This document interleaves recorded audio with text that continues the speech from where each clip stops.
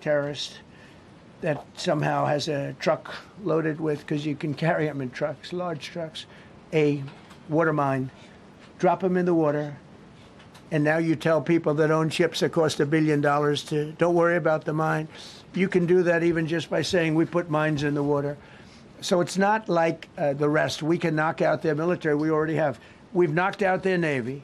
We've knocked out their Air Force completely. We've knocked out 158 ships in 3 days.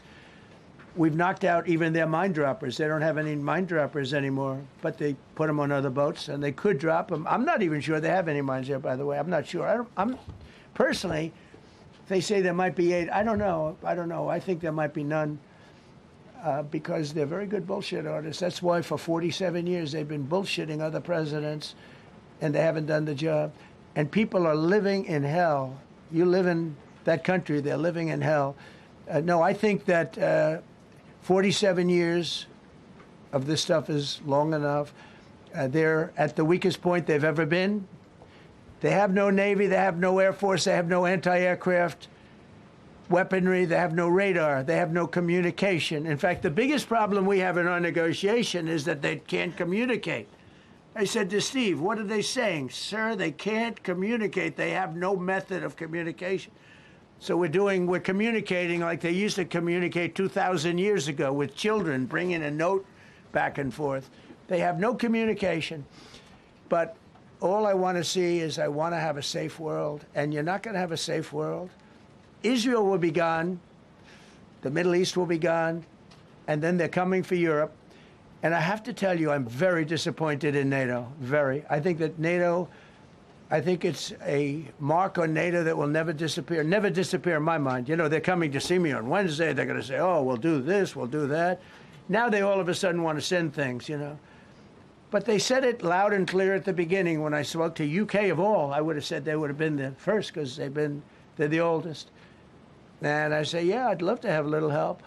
He said, no, sir, we'd rather wait till you win. I said, I don't need help after we win. They have 2 old broken aircraft carriers, barely work. I said, I guess we can use them. Who the hell knows? I called the general. He didn't even want them. He said, we don't really need them. We got the SS Abraham Lincoln, sir. We don't need them. You know, we have, in terms of technology, we had one day 101 missiles going at 2,700 miles an hour, aimed at the Abraham Lincoln. 101 missiles. Out of 101 missiles, 101 missiles were shot down. Unbelievable technology. 10 years ago, 5 years ago, I don't know if that would have been possible, but 10 years ago, that wouldn't have been possible. 101 missiles heading to a ship that's not that far off the coast. And out of the 101 missiles, we shot down all 101. We have weaponry. The Patriots are unbelievable. We have weaponry that's unbelievable, yeah. Go ahead, please. Yes. Thank you, Mr. President. You said... All right, again, we were listening in to President Trump as he was answering some of the questions from reporters in the room. Lots of questions, obviously, about Operation Epic Fury as it's continuing to go on, and especially with President Trump setting a deadline, essentially, for Iranians to open up the Strait of Hormuz. Whether that ends up being tomorrow, he says 8 p.m. tomorrow Eastern time, we shall see. But he also has taken a lot of questions about the rescue of the airmen over the weekend. And that really was the point of them having this particular press conference today, was to update people, one, on the fact that that service member is alive and will recover, but also to give as many details as possible without obviously revealing anything too deep about how they were able to go in and the SEAL Team 6 go in and rescue that pilot after his aircraft was shot down. So they're continuing on with the questions here, but we certainly want to continue on with our time here on Chicago Live, because we have our first guest in-house. So thank you so much for being here, Representative Janet Yang-Rohr. We appreciate it. Yeah, thank you, Anita. I love being here. Let's talk a little bit about the House bill that brought you here today. This is House Bill 45. Tell us the background of it.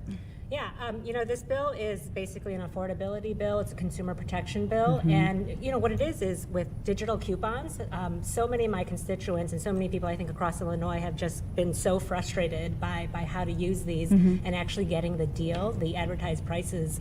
You go into a store, like a grocery store, you have to, navigate to the app. Hopefully it's working. Hopefully you can find the deal. Yeah. And hopefully you have internet to be able to get There's that too. deal Yeah. and to clip that coupon. But so many of my constituents and people were not able to do all those steps. And so, you'd have these advertised prices, these great prices that people couldn't actually get. This bill is going to make sure that you can get the price that's advertised. So it is a great consumer protection bill. Yeah, I think it's similar to, honestly, I feel like the digital coupons were supposed to make it easier than when people used to get out their coupon books and everybody else in the line is like, oh my goodness, we're going to be in this line a while the person goes through the book to get it. It was supposed to be like, boom, boom, okay. Yeah, like it's a nuisance now, right? Like for you and me going to the grocery store, it's hard, but think about all the people who may not have their device because it becomes an accessibility issue, and especially if you're visually impaired, for example, sometimes you just can't find those coupons. Sure. So it's an issue on so many levels. So tell me about the journey to getting this and the timeline from here. Yeah, this was a tough bill. Any consumer protection bill is hard because it really is a David and Goliath story, right? You have us little consumers, and you have these big corporations. People have tried this over and over through all different states in New York, New Jersey, Washington, and have not been able to get this passed. And we've been working on this for years now.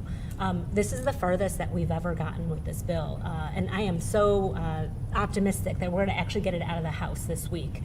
So that is major progress for this bill. What do you think you all did differently that didn't work in those other places that you just stated? Well, I think this time it was just a real deluge of support, I think, from consumers. So I've had so many people contact my office, and not only that, they've contacted their legislators, and that's one of the best ways to get laws and to get bills passed, making sure that your representative understands that you like this bill and you want them to pass it. We've just had so much support, I think, from people all throughout Illinois that we've actually got the momentum this time to make it happen. So let's say it does go through. What happens then? So, if you remember how a bill becomes a law from Schoolhouse Rocks, Right. we are almost halfway through. So hopefully this week we get it out of the House and it goes over to the Senate. It's going to go through the Senate committees, through the Senate floor, and then it goes on to the governor. And so we got to get the senators to support it. We have to get the governor to support it. And do you have any idea of the support that you could expect in the Senate? I'm hopeful. I'm always hopeful that people will work together. But what makes it different this time is we really worked with a lot of the stakeholders. So we never want to just bulldoze a bill through and have these unintended consequences. We want to still support businesses, right? And we don't want businesses to stop offering coupons. Like that would be a really bad outcome. And so this time we worked really closely with organizations like the Illinois Retail Merchants Association. We worked with the Illinois Chamber of Commerce, Chicagoland Chamber of Commerce, to make sure that this is a bill that they could implement. So I think that's a real big difference this time. And is it the retail chain that's kind of been a part of, or a large part of holding up in the past? I mean, obviously the merchants they work with narrow margins, and so they're struggling too in different ways. Yeah, for sure.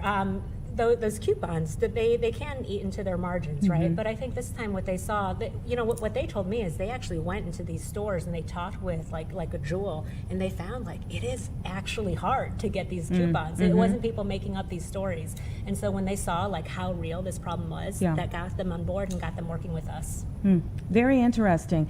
And obviously affordability is such a big issue right now for many reasons. Talk a little bit about this. I mean, this is a piece of a very large puzzle. Yeah, for sure. But you know what? Groceries make up such a big part of your daily budget, right? And so I think this will make a big difference.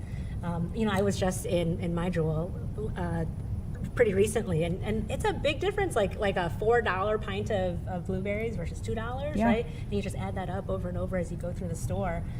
Now, that advertised price is what you will actually pay as a consumer. And how does it feel to continue to push this effort? I mean, obviously you could have stopped in years past, but to continue to forge forward with something that, you're still not fully certain, but still believing, all right, we're going to get there.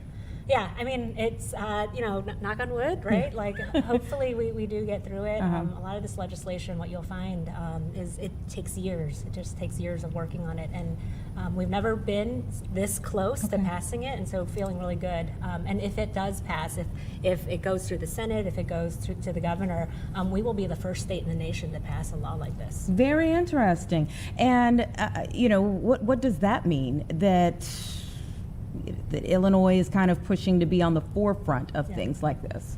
Well, with legislation, it's always tricky because being the first, you might get into some unintended consequences, right? So what did happen, though, was no state has passed it, but the city of San Diego, they passed a version of this. And so we were looking pretty closely to what happened there. And we've seen how they've had to iterate on their laws and their regulations. And so our bill is based on, their lessons learned, and so I think that's a really good way to make sure that we are pushing the boundaries in a responsible way. Well, what were some of the things that they learned that you all saw them go through? Well, I think initially their first bill, or whatever it's called at the municipal level, they required paper coupons. And so that when it came to operationally, how do you make that happen? I think we found that there were difficulties with that. So our bill took away that paper component, and it said for these grocery stores, for these big box retailers, you don't have to do a paper coupon. You just have to make sure that the consumer gets that price. And so whatever works for you, that's the way it can work. So we've seen with some grocery stores, they do have those paper coupons. Others will just have a manager card, and then they can just scan that card and you just get those prices automatically. So there are lots of different ways to make sure you get that price. Yeah. What do you, obviously this is something that you're championing. Are there some other things that are coming up in the House right now that you think people should be paying attention to? Oh, for sure.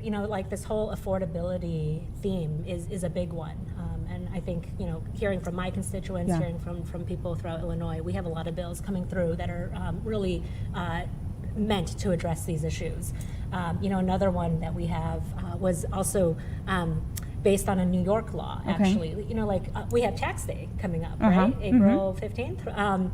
And so what the bill does is to make sure that when you go through, TurboTax or H&R Block or whatever, you're going through the software, what you might have noticed is you can file your federal taxes, but then you get to the end and it's you want to pay $50 more to file your state tax. And that's that's these surprise fees that just come up out of nowhere.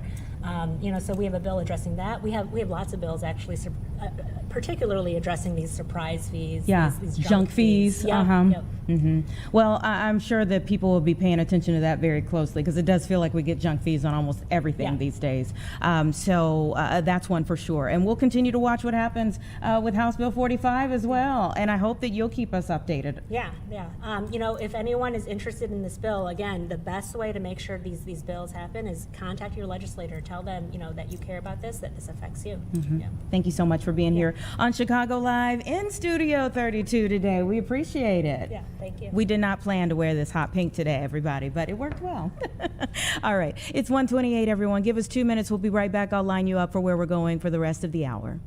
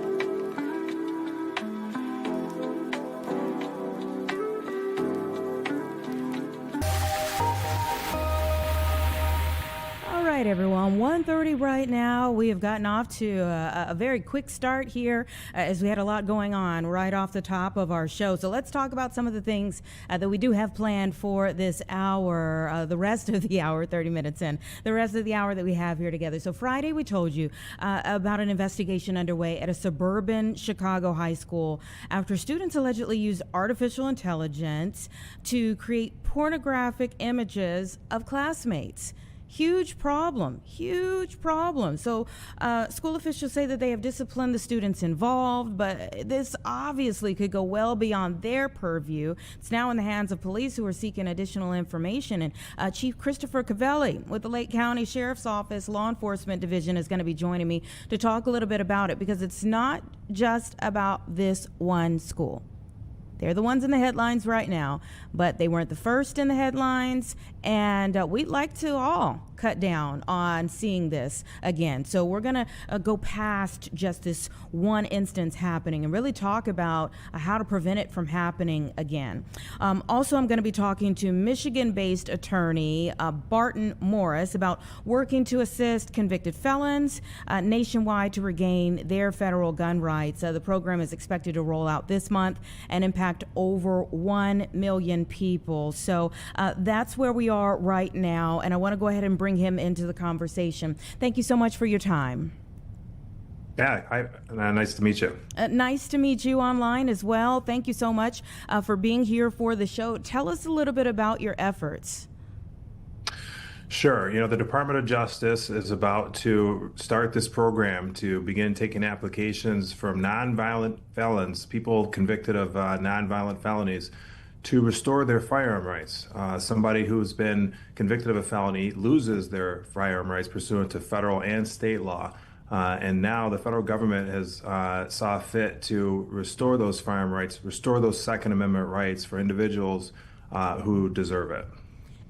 Tell me why that's important. You know, obviously some people would say, you know, of all of the things that you want back after your serving time, would this be one of the things that people would fight for? It has been. So tell me a little bit about that. Well, people are passionate about their right to possess a firearm. It is a Second Amendment right, just as important as the freedom of speech and the freedom of religion. And it's been quite unfair to see people go without that right for their entire lives after they make one mistake. Think about somebody whom committed a nonviolent, like theft offense when they were young, and for them to lose their rights for the rest of their lives is not equitable. It's not constitutional. It's not American. Mm-hmm.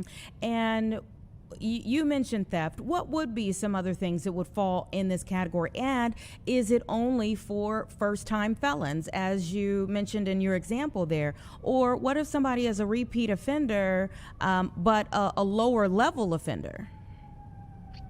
It is designed for nonviolent offenders, even if they've had multiple offenses, even like drug trafficking, nonviolent, no firearms involved, no violence involved, but nonviolent, theft offenses, fraud offenses. Many of these are federal crimes, to which there is no right or ability to be able to expunge these matters. And so they're going to be able to think about people who haven't been in trouble for 10, 15 years since that offense has occurred. And they're expecting 1 million people to apply for this program. I think there's close to 20 million people who are actually eligible, people whom are not going to be a public safety threat. Those are the people to whom they're going to restore rights. And I'm sure in your efforts to get it this far, you've spoken with some of those people who would be affected. What have been the stories that you've heard? I've heard stories of people whom have gone hunting with their fathers when they were young, and then some years later get a felony offense, a nonviolent felony offense, and now they're not able to go hunting with their children. They're not able to show them the things and bond with them like they did with their parents. I see people whom have completely changed their lives, perhaps even gone to prison, but have gotten out of prison, finished their sentence and then gone on to live really, really exemplary lives. Not only have they not been in trouble, but many of them have started businesses, employ other people, they've started families, they've developed their career. They are clearly have the character and reputation of a nonviolent individual, and it's obvious that they would not be a public safety threat. Mm-hmm. And I mean, when we say nonviolent, even if it is nonviolent, that doesn't necessarily mean that there were victims of a crime. So what do you say to maybe those who have been victimized by someone whose rights are then being restored, especially when it comes to getting a weapon back? Sure, that's correct. There's all types of victims in our country from felonious offenses. But studies have clearly shown that those that are nonviolent offenders are not, particularly ones that haven't been in any trouble for 5 to 10 years, are the ones that are not likely to get in trouble in the future. And so taking away their firearm rights is not going to benefit or hurt those victims in any way. And so while we certainly, everybody has empathy for victims of any type of felony offense, but what we're talking about is restoring constitutional rights to those who have demonstrated that they deserve it. Mm-hmm. So I'm seeing that this program was introduced in the 80s and discontinued in the 90s. Can you talk about that time frame, why it was discontinued at that time?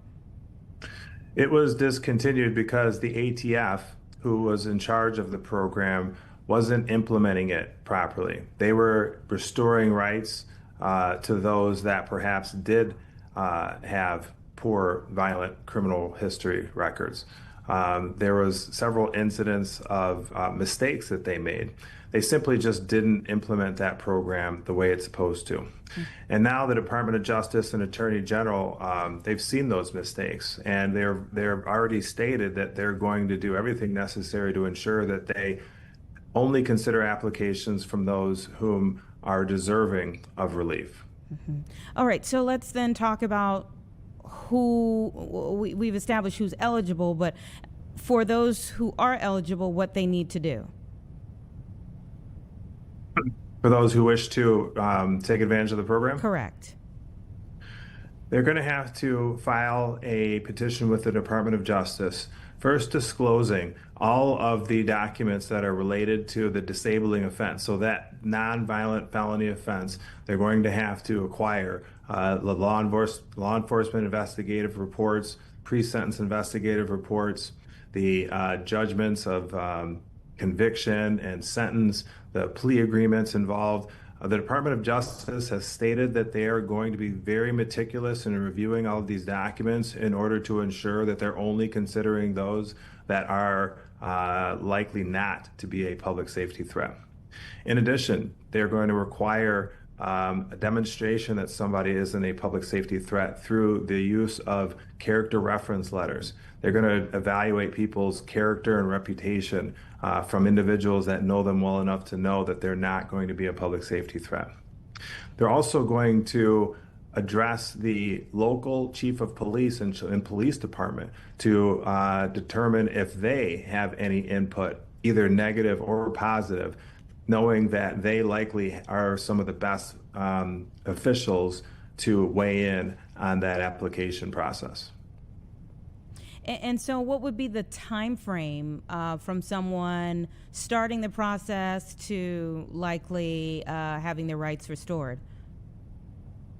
They have already professed that they want to get through these in a reasonable time period. They want to process these applications in a reasonable time. So I would say in a 3-month period of time. Anything more than 3 months, I think, is not reasonable. I've been told that they are planning on or have already hired 50 full-time individuals to process what they know to be a significantly large number of applications. Mm-hmm. And does it matter that the DOJ is kind of in flux right now? Do we think that that could influence whether this actually comes to fruition full scale? Well, we all know the Department of Justice is an arm of the executive branch, and Donald Trump has already issued an executive order last year ordering the Department of Justice to take these measures and actions. This has been something that has been going on now since July of 2025 is when they introduced the proposed rules. And so even though there might be a change at the helm of the Department of Justice, this is a program that has been moving forward now for several months, getting close to a year. And I'm quite certain that this is something that is going to be introduced very shortly. Mm-hmm. And just tell me, your thoughts on getting it this far. How long have you really been invested in seeing this through?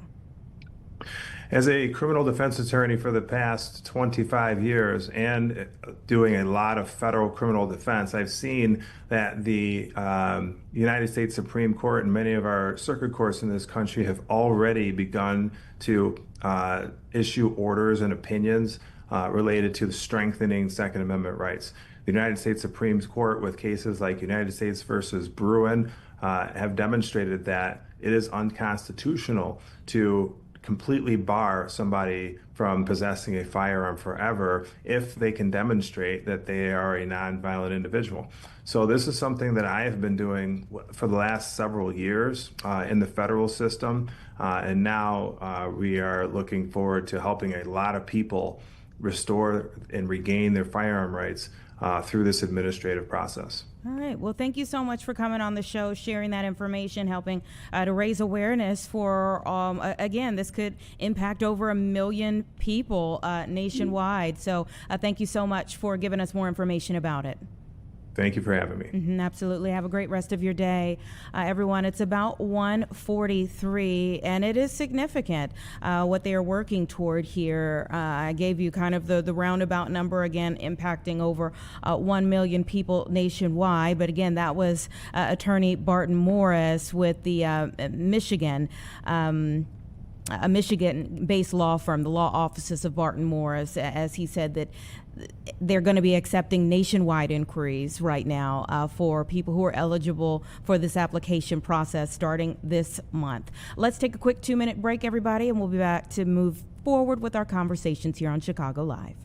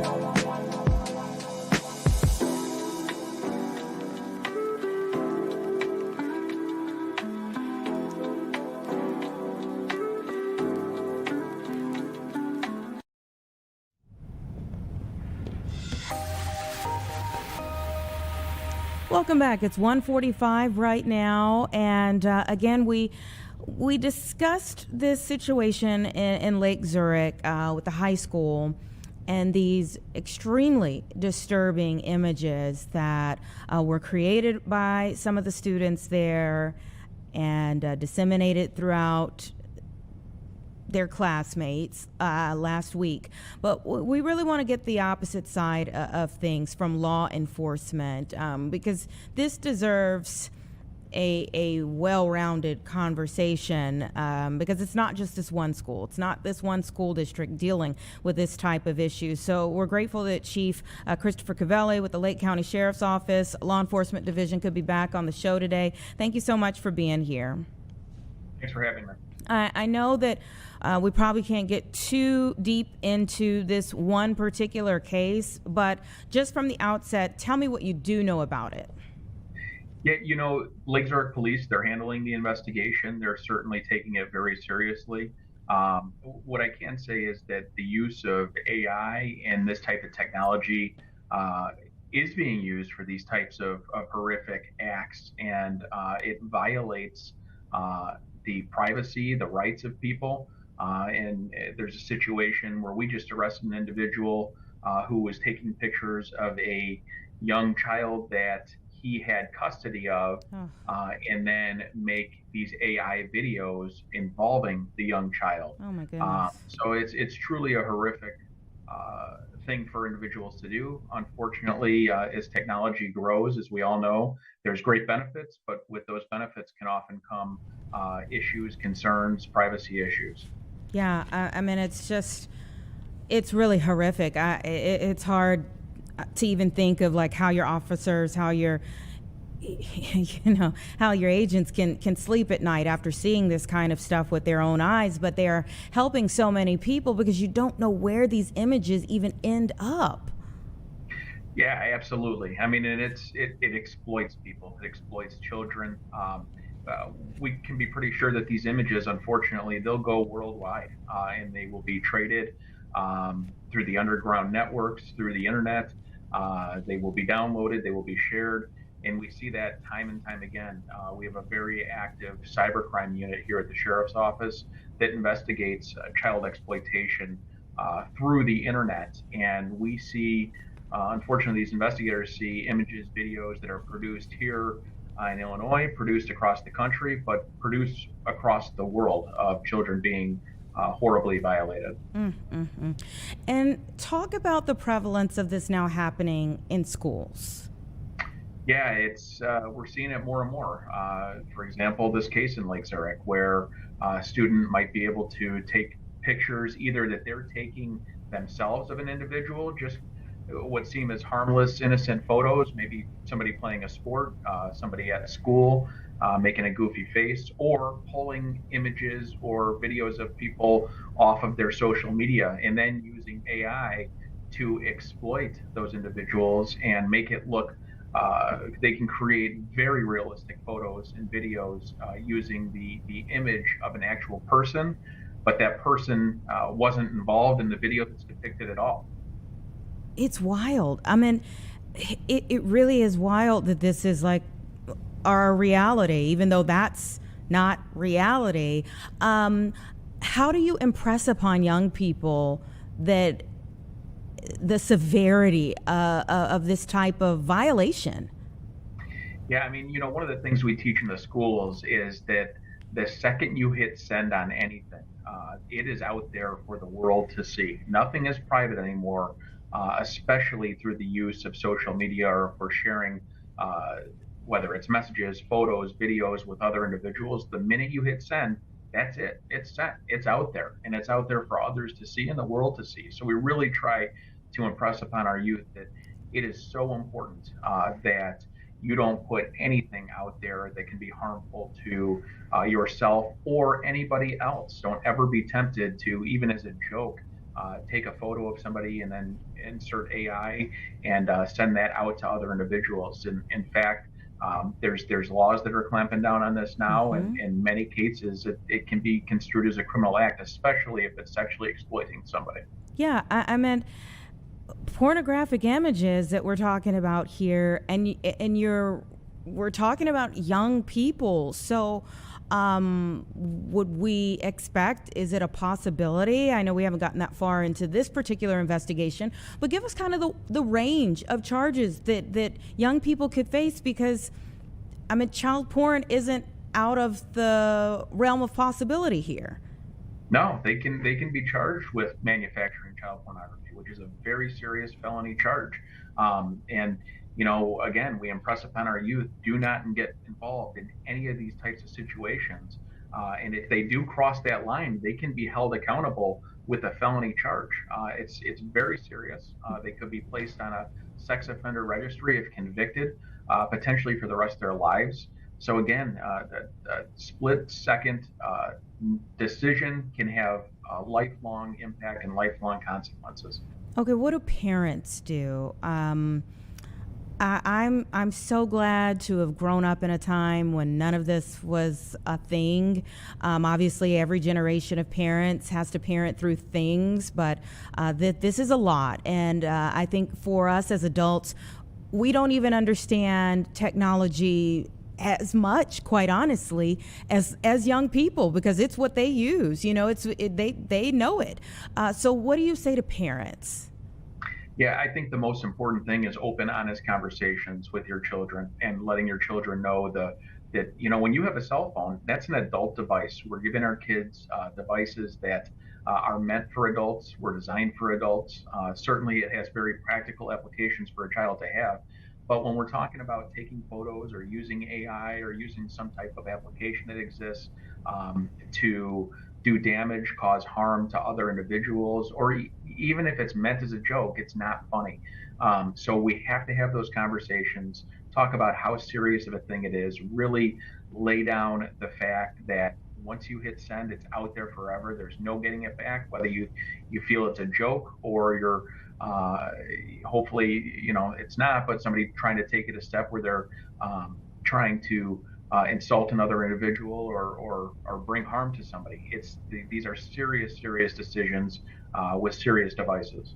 Yeah, in the hands of young people who, while they might understand the technology better than adults, don't have fully working brains, quite honestly, like adults, to think through consequences the way that adults do, or how this could affect your future. Absolutely. You are 100% right there. And that's our role as parents, as guardians, to teach children the right and the wrong way, and what is right and wrong, and how serious of consequences that their actions can have based on what they're doing. So again, when you're dealing with individuals whose brains are still developing, but they've got a very adult type device that can reach anybody in the world, it's really important we have these conversations. And I would also suggest parents go through those devices, see who they're communicating with.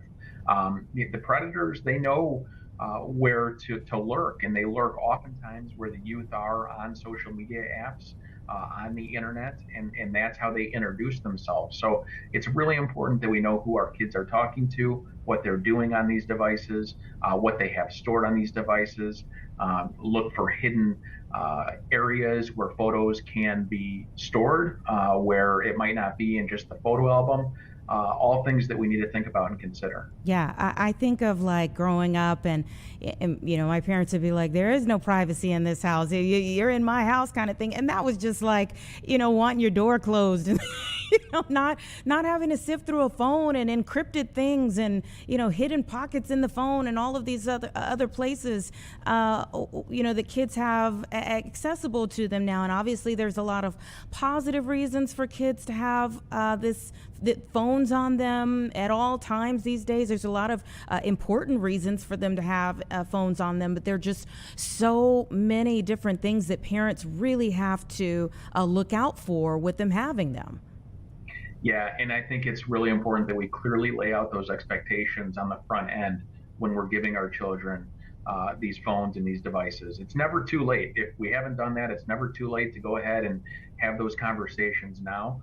And I'll tell you personally, I go through my kids, their cell phone, just to make sure that they're not doing anything that they're going to regret later in life or that can get them in trouble. And they know that, and they know what the expectation is from us as parents, and it's important that we have those conversations and we take those extra steps.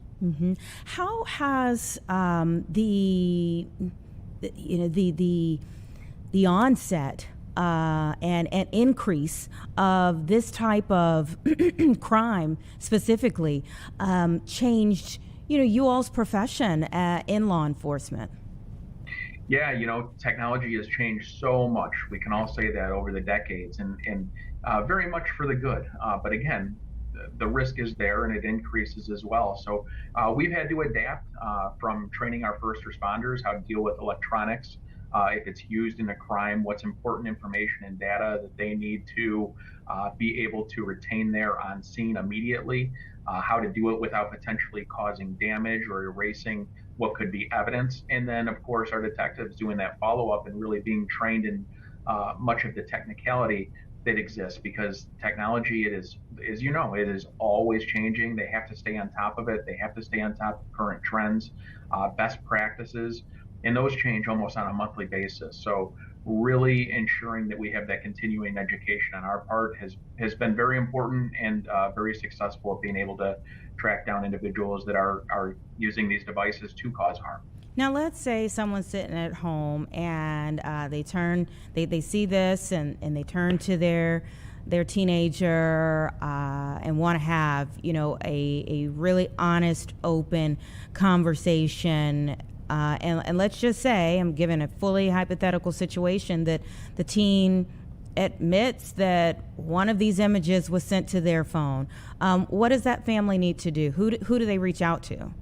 They really should be contacting their local law enforcement, because that means somebody has been victimized, and it allows law enforcement to begin an investigation and look into it and protect who's been victimized, maybe locate them.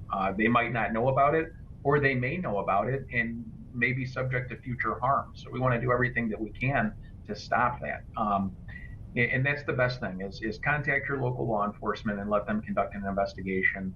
Obviously, if something is happening in a school setting, going to a teacher, a dean, a principal, very, very important to have those open, honest conversations with them as well. Yeah, open, honest conversations. And thank you so much for your time. Again, we hate to see this situation playing out at Lake Zurich High School, but we know that they're not the only high school to face this type of difficulty. Not the first, and we would love it for them to be the last. But the more information we can get out there, and awareness, I think, for adults as well as teens would be beneficial to us all. Thank you so much for your time. Thanks for having me. All right, you take care. It is 1:58, everyone. Give us 2 minutes and we'll be back. I'll set you up for where we're going in the second hour here on Chicago Live today.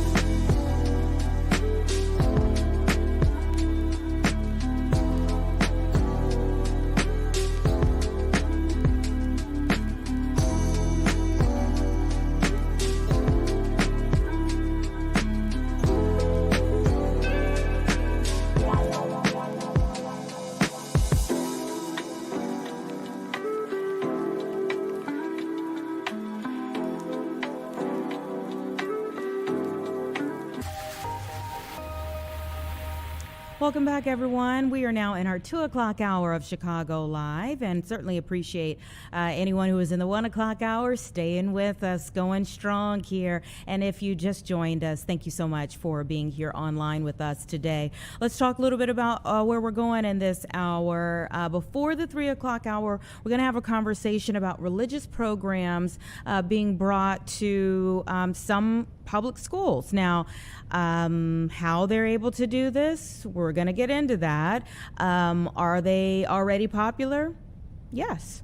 So, very interesting discussion about that, especially at a time like this. Also, we're going to talk with our friends at the Cubs. Baseball season is in full swing, and we're going to talk with the Cubs about a new challenge, a sweet challenge that they have put out to their fans near and far, and it's a cookie challenge. So, we're going to get into what you need to do to participate in it, and let's see who might have, the right stuff to win it all. We shall see.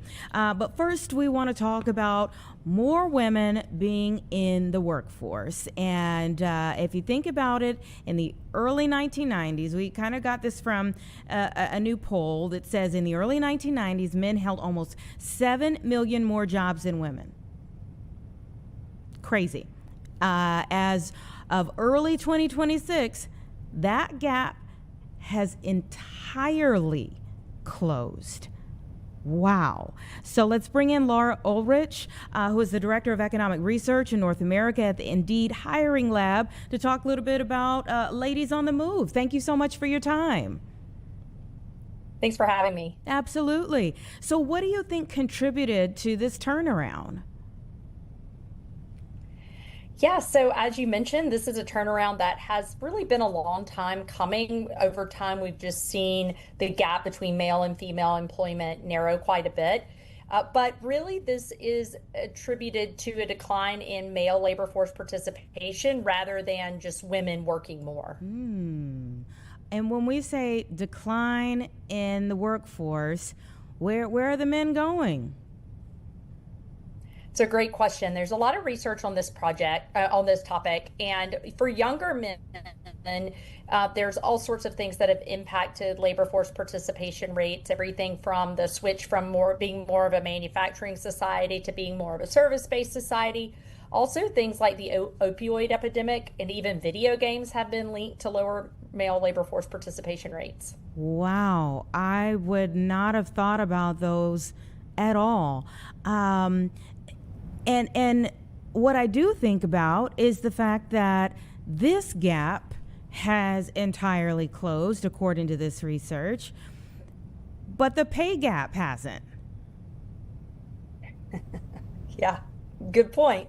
Yeah, and part of that is because the sectors that women are in tend to pay lower wages. Now, there is also a wage gap in the same sectors if you're comparing men and women, but most of the pay gap is driven by the fact that sectors that women work in, like education and healthcare and social assistance, leisure and hospitality, do not pay as much as male-dominated sectors like manufacturing or construction.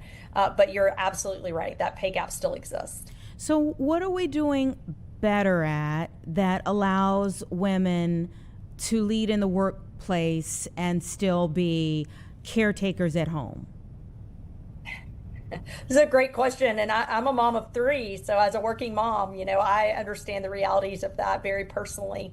That remains a challenge for women in the workplace, I think. I don't think anything really has changed on that front, and in many cases, childcare is much more expensive than it was previously, and because people are having children older, they're facing situations where they're caring for their children, but also their elderly parents more often in the same time period. So those challenges remain. I think what we have seen, though, is that those sectors that women do work in, namely healthcare and social assistance, is where we've seen a lot of the job growth over the past couple of years. And that sector, about 80% of all people in the healthcare and social assistance sector are women. And so as that sector grows, it just means more and more job opportunities for women. What were some other surprising findings about this new research? I can't say I'm surprised about it because it's something I've been following for a long time, and the gap between labor force participation rates between men and women has just been continually decreasing, but it did hit an all-time low of 10 percentage points in February, so that was a little surprising to me. And I will say the other thing that is interesting is that typically during recessions, we see male employment decline more because those sectors that I mentioned, like manufacturing and construction, are just more sensitive to cyclicality or more sensitive to recession. But then we'll see male employment kind of bounce back up. But this period of time is not during a recession. And really, given what we see in the data, I don't expect the number to go back in the opposite direction. So in January and February of this year, it was only the third time ever that there have been more jobs held by women than men in the economy. But given what we see in the data, I expect that to be the case going forward. And seeing more women than men, when it comes to the labor force, is that why we're also seeing, when we have like major cuts, the Doge cuts, for instance, when we have major cuts, we see it hit women hard. Yeah, so this is a great point. So I think two things can be true at once. Women work in the government heavily. They also work in some of the fields that were hit by the Doge cuts very heavily. And so there are some sectors that have been losing female employment, but that is happening at the same time that these other trends are continuing. And like I said, growth in things like healthcare just continuing to kind of pile on month after month. And so we are seeing kind of a shift in female employment from some sectors to others, but both these trends are happening at the same time. Mm-hmm. What were some other key findings? This really focused primarily on the fact that this was only the third time in history that it had shifted, but also pointed out that while the number of jobs that men hold in the economy does kind of go up and down based on whether we're in kind of an economic boom period of time or a slowdown, that labor force participation rate, which is the percentage of people that are either working or actively looking for work, for men has continually gone down at a rate faster than what it has for women. And the reality is now we're facing this demographic challenge, and we're here, right? Baby boomers are aging, they're retiring. We have less younger people coming up. And so interestingly, young men nowadays work fewer hours and are less likely to work than their fathers were. And so these things are kind of concerning, right? The fact that we may face quite a labor shortage at a time when labor force participation rates are declining is concerning. Yeah, we want our young men and women to thrive. Absolutely. And so it's super, it's wonderful to see ladies catching up in these polls and doing those things, but it is very concerning to hear the why behind why men's numbers are declining, and to think of our young men coming up with maybe fewer options than in the past, or again, that opioid statistic that really stuck with me because that's horrible. Yeah, it is horrible. And I think that one thing that's important to note is that, and by the way, I'm the mom of 3 boys who are now 3 young men. And so I've done this research for a long time, and it's something that I care a lot about, right? How to encourage kind of increases in young male labor force participation rates. And one thing that we've seen is both men and women now tend to get married later, have children later, live with their parents longer, but all of those things are more extreme for boys.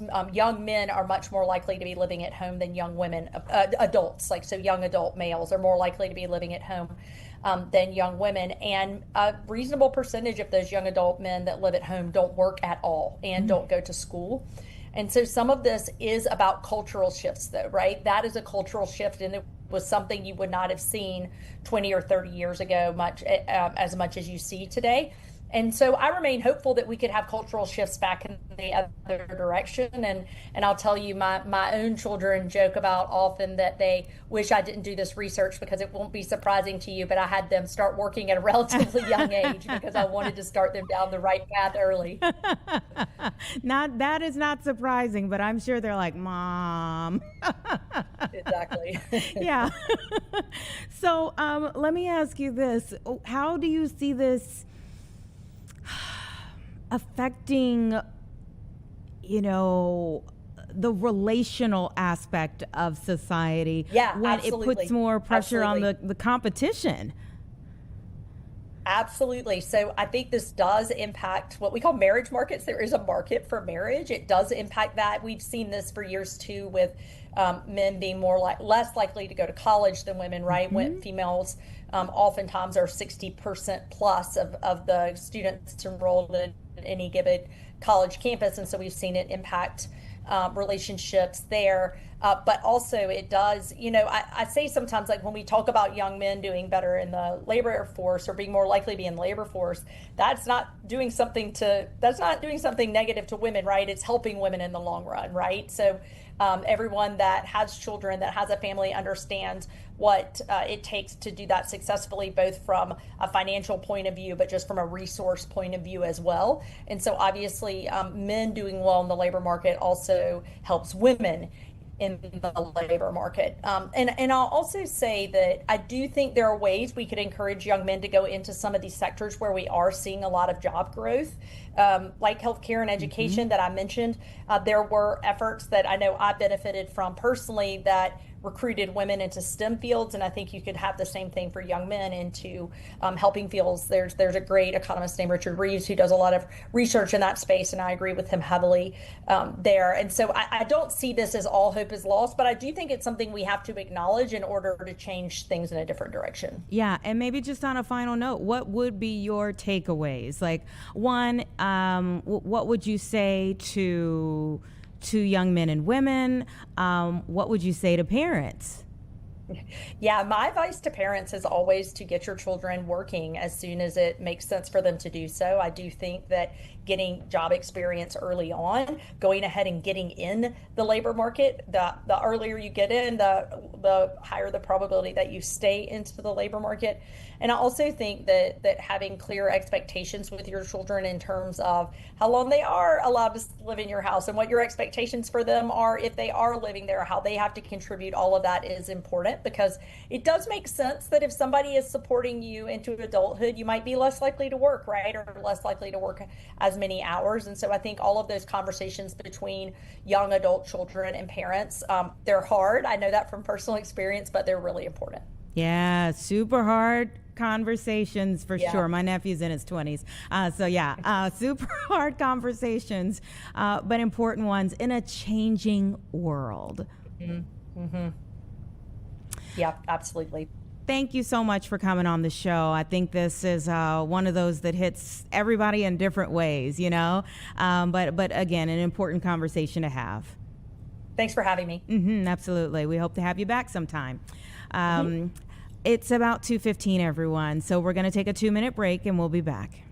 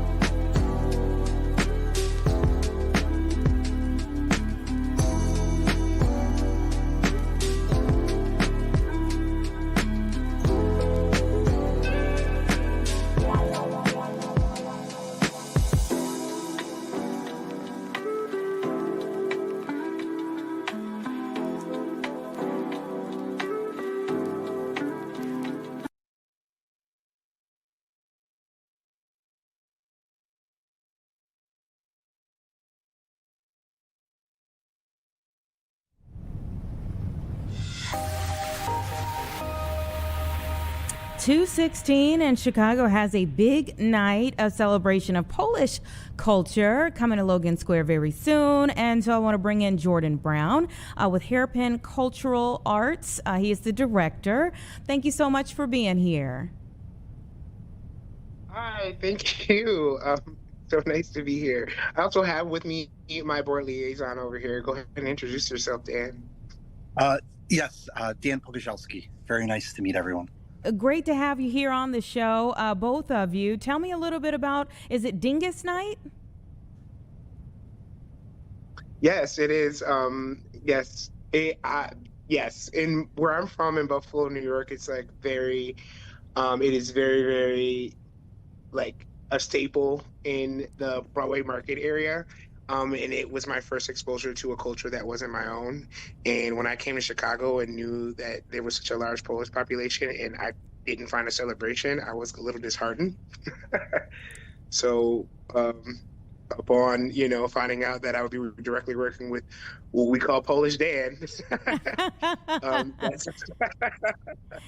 it became this. Okay, Polish Dan, tell us a little bit about your roots. Sure.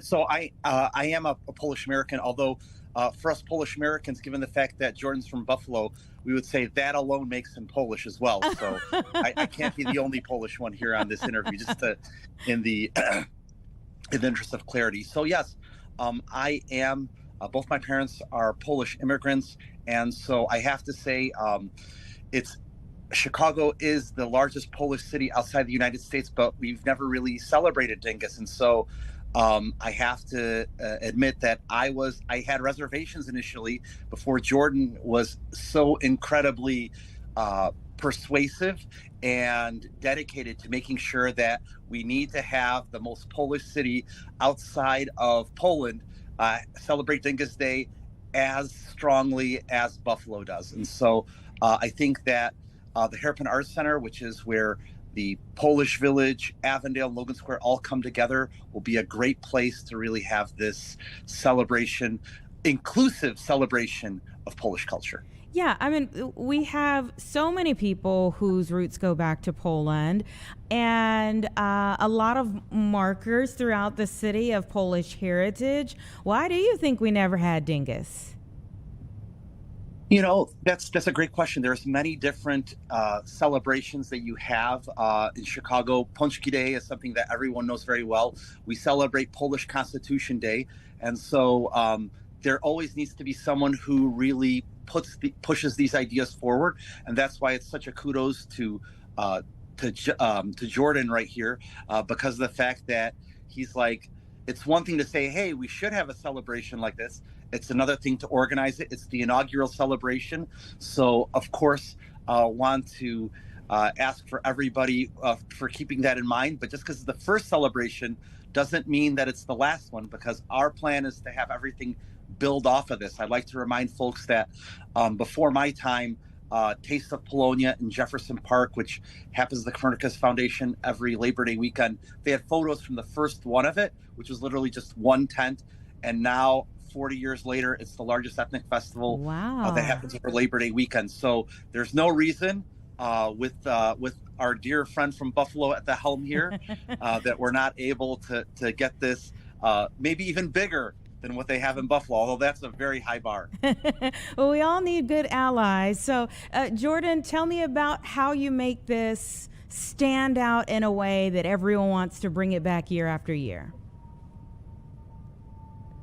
I think that how we came to be an event, Dan went out and helped me find all these wonderful people who really put their effort, their time, and their energy in. And it was really inspiring to me, because for me, it was about like really bringing community together and helping celebrate one another and where we come from. Just being able to honor that we may, all come from different places, like being here in Chicago or being here in the United States, period. But we have to remember that we're still one people. And I want us all to experience what it's like being, connected to each other's roots as well. I think that's like my favorite thing about this. I'm here right now, we're setting up, and it's just very, the enthusiasm from the volunteers and the people on the subcommittee for this is just really, it's really special, especially, a lot of, finding out that a lot of the people who were born and raised in Chicago of Polish descent never really got to celebrate this, or maybe they've been to Poland and they knew it was a thing, or they've only heard stories. And it's really cool to see someone get connected to their roots like that. Yeah. Okay, where is here? You said, I'm here right now. Where is here, and what time do people need to arrive for this this bash? It is at the Hairpin Art Center at the Logan-Avondale border. And we are setting up right now, and it starts at 6 p.m. 2800 North Milwaukee Avenue, on the first floor, on the second floor, I should say, up the stairs. Okay, what is Dyngus? So in Poland, the Monday after Easter was called Śmigus Dyngus, and in the United States, it had its own transformation, which became this inclusive celebration, I should say, which included, in the old country, it was where folks would pour water, take pussy willow branches, and it was a way to show affection that someone had caught their eye. In the United States, it became a bit more supersized, and so you'd even have, you're the Buffalonian, but I believe that in Buffalo you had folks with super soakers and just complete fun anarchy with that. We won't have any super soakers, anything like that. Here at the Hairpin, we'll have bubbles and other folklore, and including the crowning of Chicago's first polka princess. Oh, polka princess. Yes. And what are the qualifications there? Just that you have a wonderful smile, and that we'll have some questions for folks. But it's inclusive. Anyone could be our polka princess. Of course, having a good knowledge of trivia and knowledge on Polish history and culture would definitely help you get a bit farther. Aha. And why the Hairpin Cultural Center? Well, it is located. Well, yes, the Hairpin Art Center, but we are the. Sorry, I'm so sorry. Okay. So the Hairpin. This is actually the cultural arts branch of the Hairpin Art Center, and we are here to celebrate all cultures and to bring art that links ourselves to culture, and yeah, this is just where we thought of it and where it came from. And I was just trying to find something that would actually speak to the people of Chicago. I'd also like to add that we're also doing polka house music because we want it to be Chicago specific. My. I don't know if I've heard that. It sounds interesting. Okay. And Chicago. A true Chicago. And then I'm seeing that this is free. Yes, there are. There is suggested donations. Not suggested donations, but it is free to or a donation, and and a lot of the funds will go to next year's planning. And some of the funds that we've already received are going to the event tonight. Okay, and then what kind of food are we eating at this thing?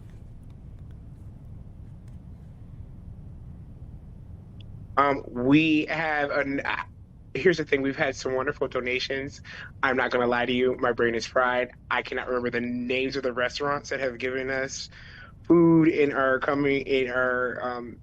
helping us to put on this celebration right now. And also because I don't speak Polish. So it's very hard to pronounce Dan, hop in. Polish Dan, hop in here and tell me some of the traditional foods for Dyngus.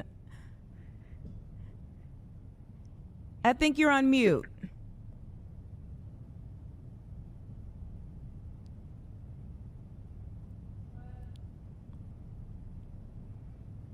Uh-oh. Okay. Can you hear me now? Uh-huh. Awesome. So yes. So Polish hunter stew is a great traditional dish. I believe that we're going to have a food truck from Columbia Restaurant. That's going to be at our event. Pierogi, of course, are always delicious, and so we're looking forward to all the folks that are going to be able to join us, and can't wait for folks to deliciously get to know Polish culture. I think it's wonderful. I love, celebrating new cultures, learning about new cultures. So I'm so glad that you all were able to bring this for a first time this year. And I'm sure it won't be the last time. What does it mean to you all to see something new embraced in the area?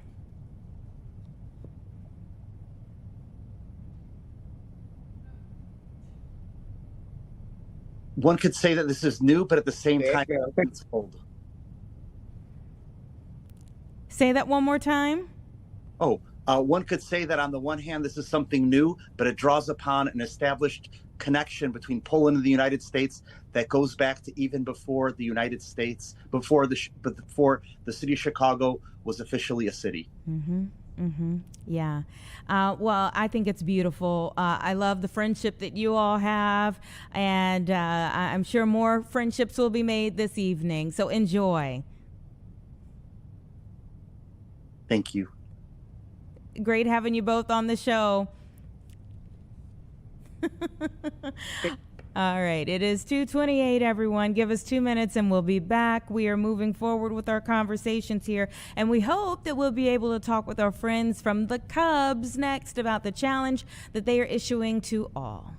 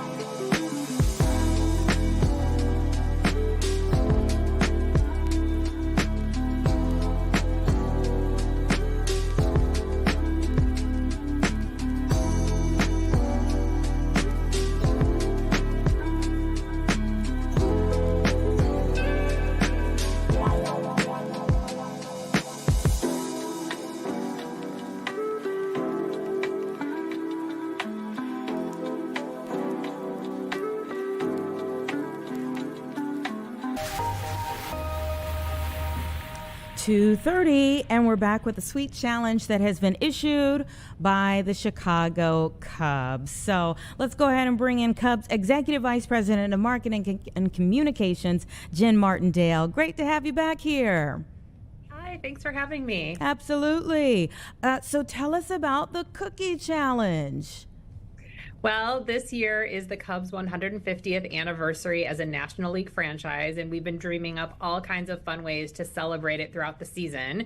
And as we were dreaming about it, we thought, what is more Americana and family and tradition-oriented besides baseball, it's cookies. It's chocolate chip cookies. And so we decided we want to find the Cubs fan with the best chocolate chip cookie recipe. Oh boy, the throwdown. This could get, testy because people stand by their family recipes.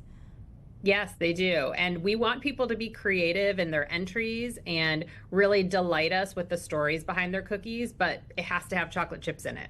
Aha. Okay. So that's the only caveat, is that it has to have chocolate chips? Yeah, I think from a recipe perspective, sure. But I do want to impress, we're looking for Cubs fans. And so if you do submit your recipe for consideration to be served at Wrigley Field on our 150th anniversary celebration, you got to tell us about your Cubs fandom as well. Aha. Okay. Yeah. Because you don't want to enter just to kind of ooh, new challenge. And I've got some great chocolate chip cookies. But are you all going to be scrubbing people's social media to make sure they're a Cubs fan? We're going to do a little bit of honor system here, but we are going to ask people to share a story about why the Cubs are important to them. Tell us a little bit about why they're a Cubs fan, and then give us your cookie recipe as well. And we look forward to tasting them all. Oh my goodness. Do you need an extra judge or two? I think we should talk after this segment and see how we can get you hooked into that. I think you all need a media sponsor for this. But so tell us how this is going to work. I mean, who knows how many entries you're going to get? When do you start accepting entries, and how long will you be? And then, what is the judging process? So we've opened up entries today, and they'll be open through the end of April. People can go online to cubs.com/cookies to put in all the information right on our website.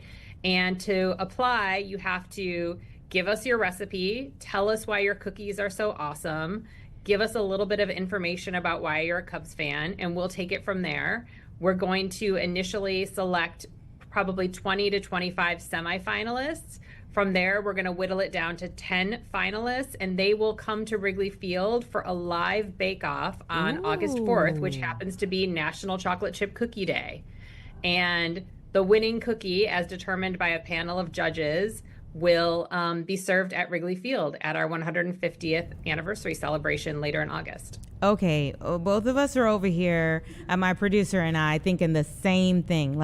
What if it's a family secret? Is there a way to keep their family secret if they enter this, or is that part of it? Once you enter, it's out there. Well, I will say we don't necessarily have to publish the winning recipe, but we need the recipe so that we can A, bake the cookies ourselves and taste them, and B, so that we can replicate it here at Wrigley Field for a large amount of fans. Mm-hmm. And what if they say, maybe on that day they're like, well, it works for a batch of 4 or a batch of 8, but maybe the recipe doesn't stretch to 250. I'm confident that if this is a delicious recipe for 4 people, it could be delicious for 40,000. I feel that good in our fans. That's quite the stretch. So tell me a little bit more about, all of the things you all have been coming up with for 150. I mean, it's an amazing milestone. It is. It's pretty incredible to think the Cubs have been a part of Chicago since 1876, and the chocolate chip cookie wasn't even invented until the 1930s. So we've got 50 years on the cookies. But we started celebrating our 150th at Cubs Convention back in January. We had some special ceremonies on opening day a few weeks ago, and we'll have some special giveaways at the gates this year highlighting iconic moments and people from Cubs history. And then it will all culminate on August 29th here at the ballpark. We'll have a special day filled with festivities for our fans. Mm-hmm. What does it mean for you, to be a part of this moment? A lot of people could say they, worked with the Cubs at some point in time in their career, but to work with them at a milestone time. It's fun. I mean, the Cubs have been here 150 years before I got here, and hopefully for another 150 after I'm gone. And we're really all just viewing ourselves as temporary stewards of this incredible franchise. But this is exciting, and we really want to make the most of it, not just for us, but for our fans. This is an incredible milestone for them to celebrate. So it's been a lot of fun. Yeah. And now cookies are very subjective. So what are you all looking for in these cookies? I mean, how do you whittle them down? It's a really good question. It is so subjective.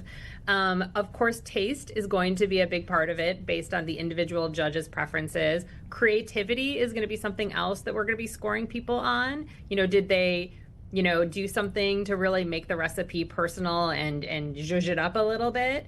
And then also, as I mentioned, wanting to serve it at Wrigley Field, we have to make sure it replicates at scale. So we'll be testing the recipes to make sure that, to your point, it does translate for a large crowd of people. And then will you be keeping around the winning cookie for a while?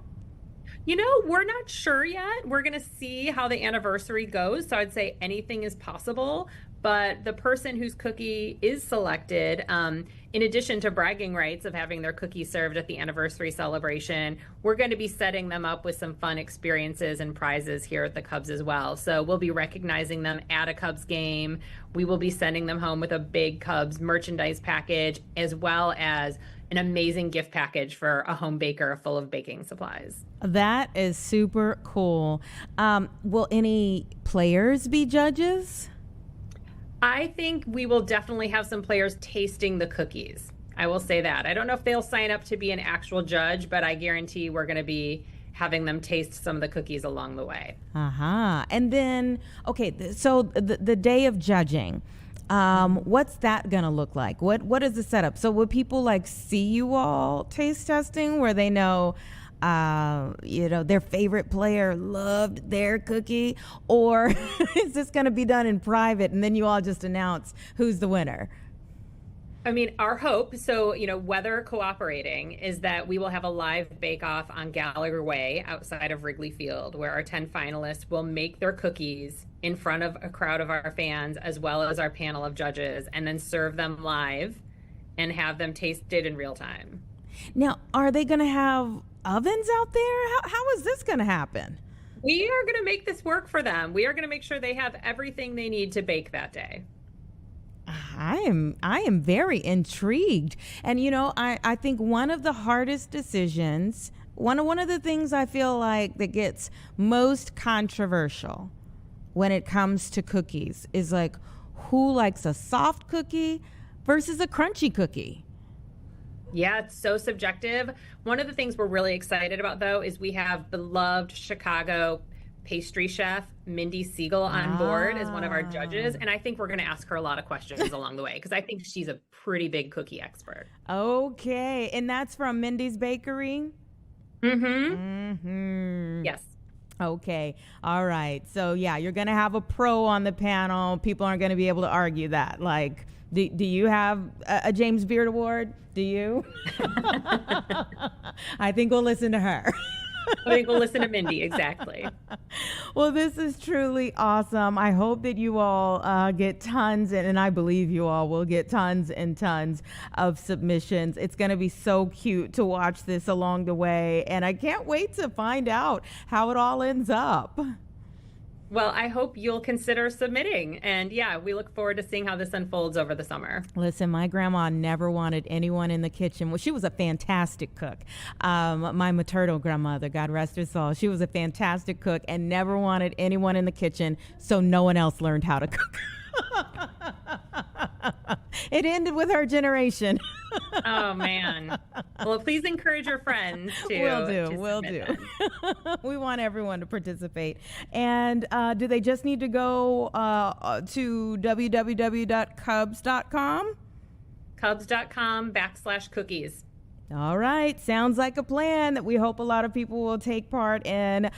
Thank you so much for coming on the show. We wish you all the best in this season. And it's going to be super fun to watch this 150th Cookie Challenge. Thank you so much. Go Cubs. Go Cubs. Take care. 2:40 right now, everyone. Let's take a quick break. And maybe during the break, you can think of whether you have a recipe at home or somebody you've tasted one of their cookies and they need to be submitting their recipe.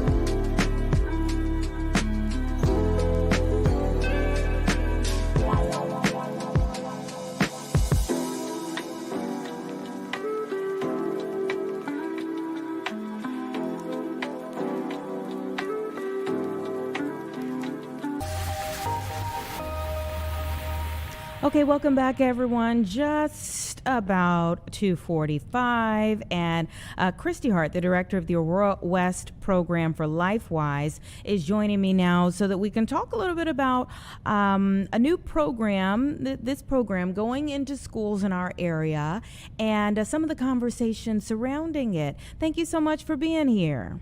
Yes. I love your spirit already. Yes. Tell me about LifeWise Academy. Oh my goodness. LifeWise Academy is Bible-based character education for public school students during the school day, where students get to participate in religious instruction outside of school. So it can happen under 3 different conditions. It has to be off school property. It also has to be privately funded. And then third, it has to be parent permitted. So we have the privilege of offering Bible education to our students here in West Aurora in 5 schools. Wow. And when did that start? We launched our program in January of 2025. So tell me about the journey to launch it in Sure. 2025 and how this first year has gone. Well, it's been quite an interesting journey. I was actually a substitute teacher in the West Aurora School District from preschool to high school for 5 years. And after we came back from COVID, the characteristics of students and their behaviors, they were just becoming more disrespectful, lots of bullying in the classrooms. And teachers are working so hard in the school system just to manage their classrooms. They are running marathons. Substitute teachers are just running 5Ks. So I was in the classroom a couple times a week, and then I had a really rough day. And it was a class where I had to have the principal come in twice to help manage the students, and we end up actually sending a kid home. And we're not talking middle school, we're talking 2nd grade. And I was just heartbroken because the disrespect that I saw in students, and the poor teachers are working their hearts out to try to get them to learn. It's very challenging. So God led me to this program called LifeWise. My father had given me a brochure about it, hadn't really looked at it. But after that day, I looked at that brochure. I said, oh my goodness, we can do Bible education during the school day? I can't believe it. So I was so stoked. I went right to their website. I did some research on the program, and then I signed a community interest list, and we started from there. I sent it out to all my friends on Facebook, and we built that community interest list, and the interest within the Aurora community grew and grew. And once you get to like 50 signatures, then LifeWise encourages you to start a steering committee. We started a steering committee, then we started a leadership board, and within just 10 months, we launched our program in January of 2025. Wow. And then what has, it been like in the first year? Did you sustain interest through that time? Goodness. Has it grown? We just started with 16 kids, and now we're up to 87 kids in our program. Wow. So I think that just shows that parents are really wanting it. And that's our biggest challenge, is just to get the word out to all of these parents that they have the opportunity and the freedom to choose a Bible education for their students that's permitted by law. And that's the tough aspect of it, that you are walking a tightrope on, if you will, to have a program like this. I remember in high school, we prayed before every football game, for instance. And then I do remember by the time, I had gone on about my business into adulthood when that changed, when that was taken away. So there have been over the last 20, 30 years concerted efforts to make sure that separation is there. How have people received this? Have you gotten any pushback on this? I would say it's been very positive within our community. 78% of Americans want character education for their students, and 2/3 of those people want a Bible education for their students. Yes, there's going to be pushback, but what's exciting is this is parent permitted. This is all voluntary. We're not forcing kids to come out of school to learn about the Bible. And we're just plain and simply teaching Bible lessons about good character. So, for example, just last lesson was about love, and that's serving and caring for others whether they deserve it or not. We are hoping to engage these students so that they become an even better asset to their schools, that positive fervor within the student body. So we see that our students are more engaged and well behaved in the schools. We've even had a situation where one of our students was not attending school, but their siblings had signed up for the program, all three sisters, and one of the students wasn't attending school. And I thought, she's so erratic. She was truant. And when I said, just come to our program 1 week. And after that, she started attending school. Wow. So it's exciting because we need some positive reinforcement, not only for our kids, but for our adults. These poor teachers, they are working so hard. And I don't think anybody understands, unless you've been in the school system, how challenging it is to manage a classroom of almost 25, 30 kids on a daily basis. Yeah, and I mean, hats off for sure to all of our educators out there. And their job is it requires unique people, very special people who should be commended on a regular basis for sure. They have to be they have to wear many hats. I would never discount the job of our educators. But I would wonder, what I as a Christian or you as a Christian would say, oh, it's great to have a Bible class. Would it be accepted if someone wanted to have a class for Muslims or a class for... They have that right. It's called release time religious instruction. So we are just using the law that can actually take place. Parents have permission to have their kids raised how they would like them to learn about God.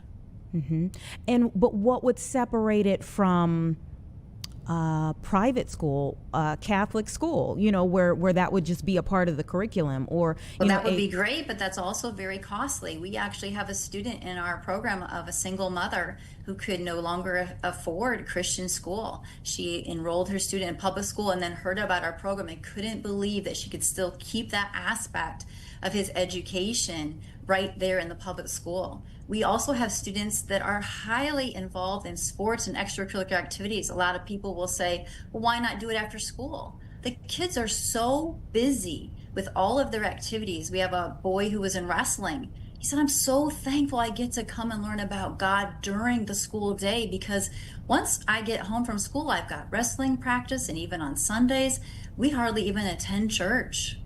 Wow. And sports activities these days do go throughout the weekend. That is true. They have a lot on their plates, kids these days, for sure. They do, and families do. Yeah, you're absolutely right about that. So the extent of lessons, what does that look like for young people? Is it kind of like Bible study? Is it like the traditional setting of Bible, so Wednesday night Bible study, but during the day? Is it like Sunday school? Like what is it like? We have so much fun. We pick up the kids. Our program, we pick up the kids during their lunch and recess hour, just one time a week. And when we pick them up, we start doing activities right on the bus. We might play a game, do a sign language for a Bible verse, have some questions and answers like trivia, getting the kids engaged right from the start. We have them for about 40 minutes. All of the kids bring their lunches from school. They have a cold lunch. Then they come into our program, eat their lunch while we pray for lunch, have a Bible story, and then we play games because we're trying to get their energy out as well. They're in their recess time, and we love the fact that they get to play games together. And then they get right back up on the bus and go back to class. So the 40 minutes, does that encompasses the transportation as well? Yes, it does. It's very quick. Wow. And what grade levels? In our program, we have 1st through 5th in 4 schools. And then last year, our 5th graders said, Mrs. Hart, can't we have this in the middle school? And I was like, I hadn't really thought about it, but we started a program in our local middle school as well. So our 5th graders now are at the middle school, and they have 16 kids in their class. So we're just growing bit by bit. We start out with 2 schools. This fall, we launched to 5 schools. And this week, we have one of our teachers launching a program in East Aurora at 2 schools. And are you all connected to a certain church?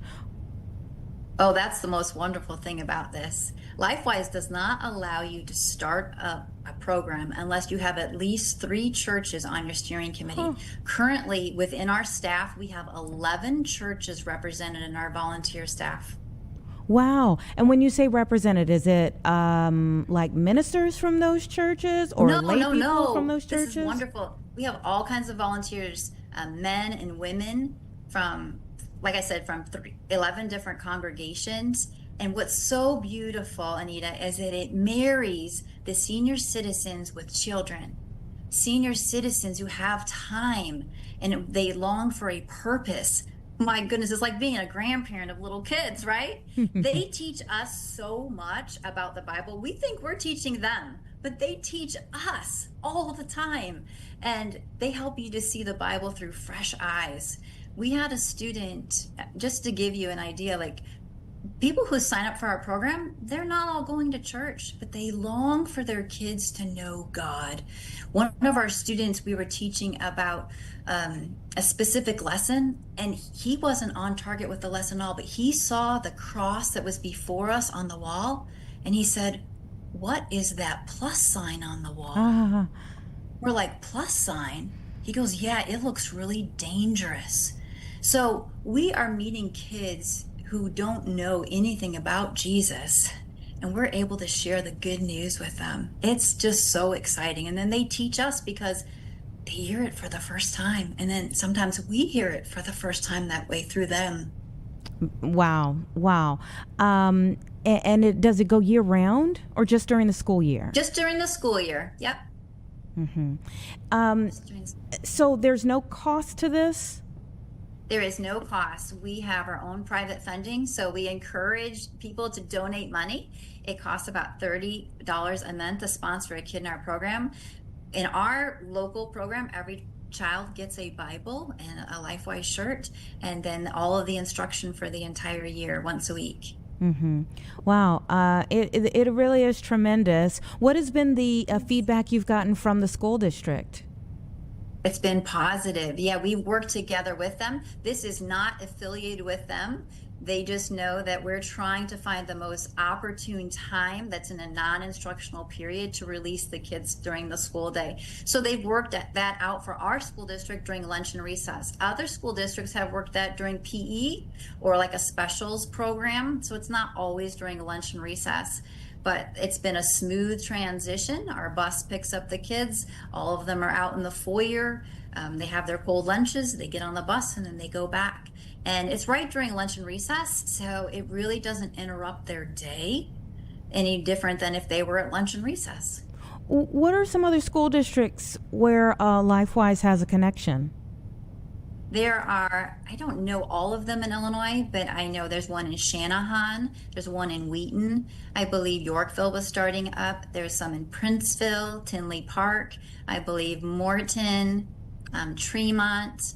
I don't remember all of them in Illinois, but I know that there are represented, there's LifeWise programs in 33 states, and we have over like 64,000 students in our program. Wow. It really is amazing to hear about this program, because I just think about, again, these ongoing fights over, having the 10 Commandments in a classroom, or the FCA, the Fellowship of Christian Athletes, where they can meet together, those types of things, whether they can have it, all of these types of things. So it is very interesting to see how people find a way. And I also want to say, just this morning, I got a message. We had a 8th grade student sign up and didn't know him or anything. His mom actually messaged me this morning and said, "I heard about this program. I can't believe this exists. Thank you, thank you, thank you. This is just what we need as a family." So it's exciting because people are just starting to learn about it. And I think the more that have the option to do it, they will be signing up. People have the freedom to not sign up as well. But we just want to add to the school system as far as like being a positive breath of fresh air to support and encourage all of our students to have good behavior. And that's all based on God's love in the Bible. Well, thank you so much for coming on the show today to share with us what you all are doing. And it really is amazing to see what you've been able to do in this time. And I really do wonder, you know, how you all will continue to grow over time. So thank you for being here today. You bet. Have a blessed day. Same to you. 2:58, everyone. Give us 2 minutes, and then I'll set you up for where we're going in the 3 o'clock hour.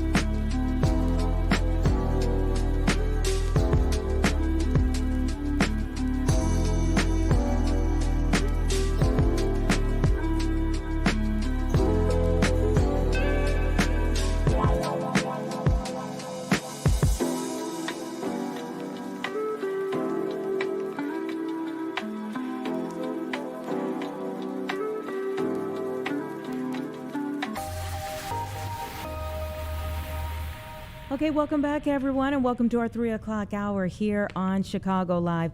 Certainly appreciate you being here with us right now as we get into our final hour here on the show for this Monday. And as we're beginning a brand new week, there have been plenty of things to talk about today.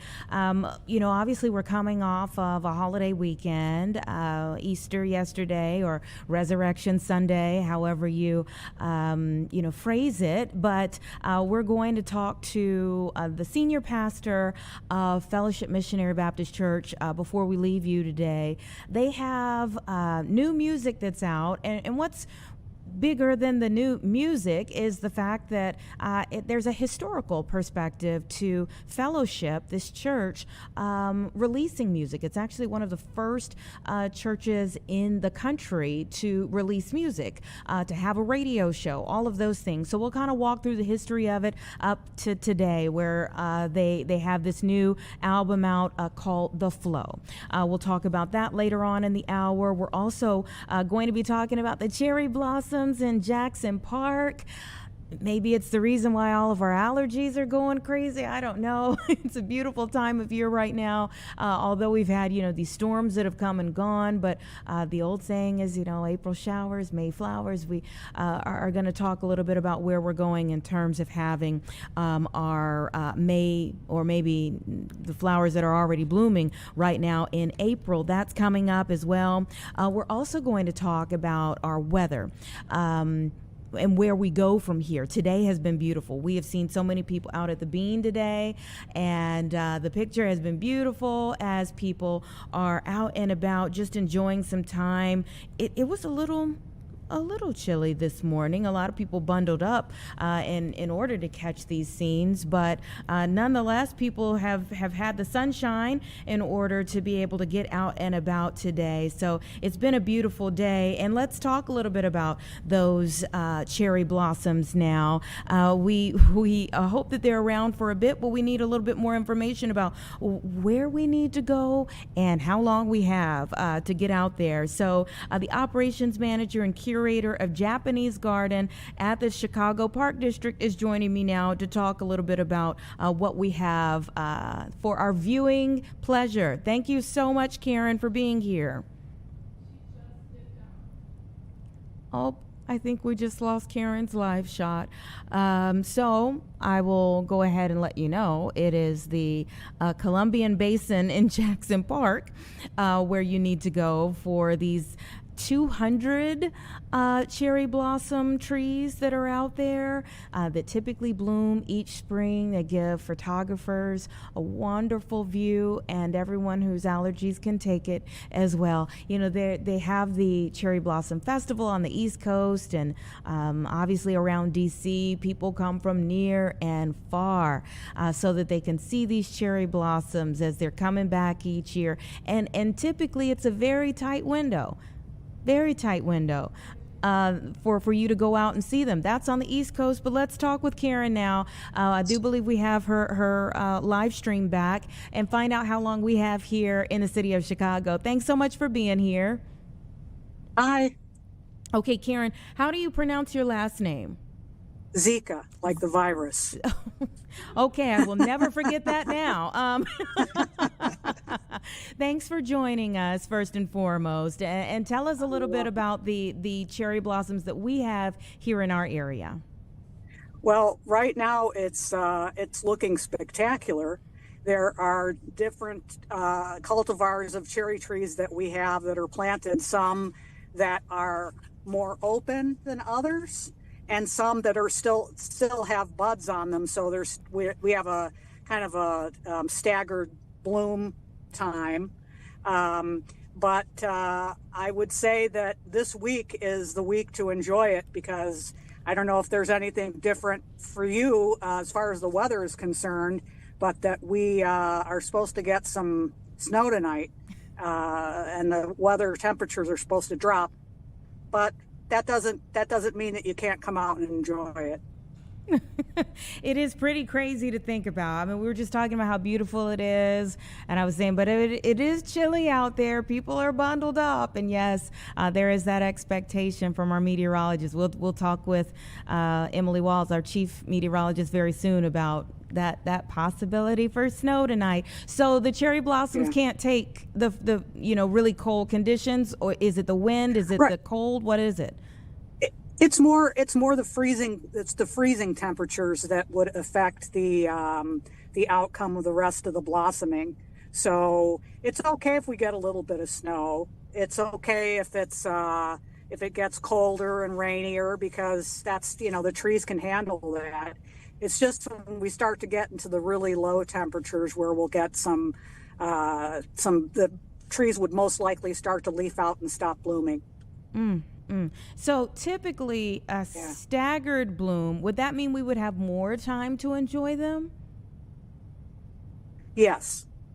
Yeah, we could, because we have different types of trees that we planted that are different staggered bloom times. So, the Yoshino cherries that are the ones that you see in DC, they just have Yoshino. So when they're done blooming, they're done blooming. Mm-hmm. But we have 4 or 5 different ones that stagger their bloom time. Aha. And you said, so the ones in DC are one specific kind. What are the different kinds that we have, and where are they coming from? Where are they coming from? Well, we get them from all over, different various nurseries, but one is Prunus subertilla, one is Prunus cerulata, and then there's the snow goose. We have the weeping cherry, which ends up blooming later than all of the others. And we have one grandma tree that is a Prunus americana, an American plum, and that one is the latest to bloom. Aha. Of course the grandma is the latest. Yeah. And the strongest. Ah, the strongest and who hangs around the longest. I love it. I love it. Okay, so That's right. you've been with the Park District. Where is the best place to view? I would say from the South Portico of the Museum of Science and Industry, or the Griffin Museum of Science and Industry. Okay. All right. That's the most beautiful because then you can see all the way around the lagoon, and we've got cherry trees planted all the way around the lagoon. From there, you get a really beautiful view. Okay. All right. I'm sure our photographers are going to be trying to get over there. Then the South Portico. Yeah. And let's say they survive the night. How long do you think we'll have a good view? I'd say a week.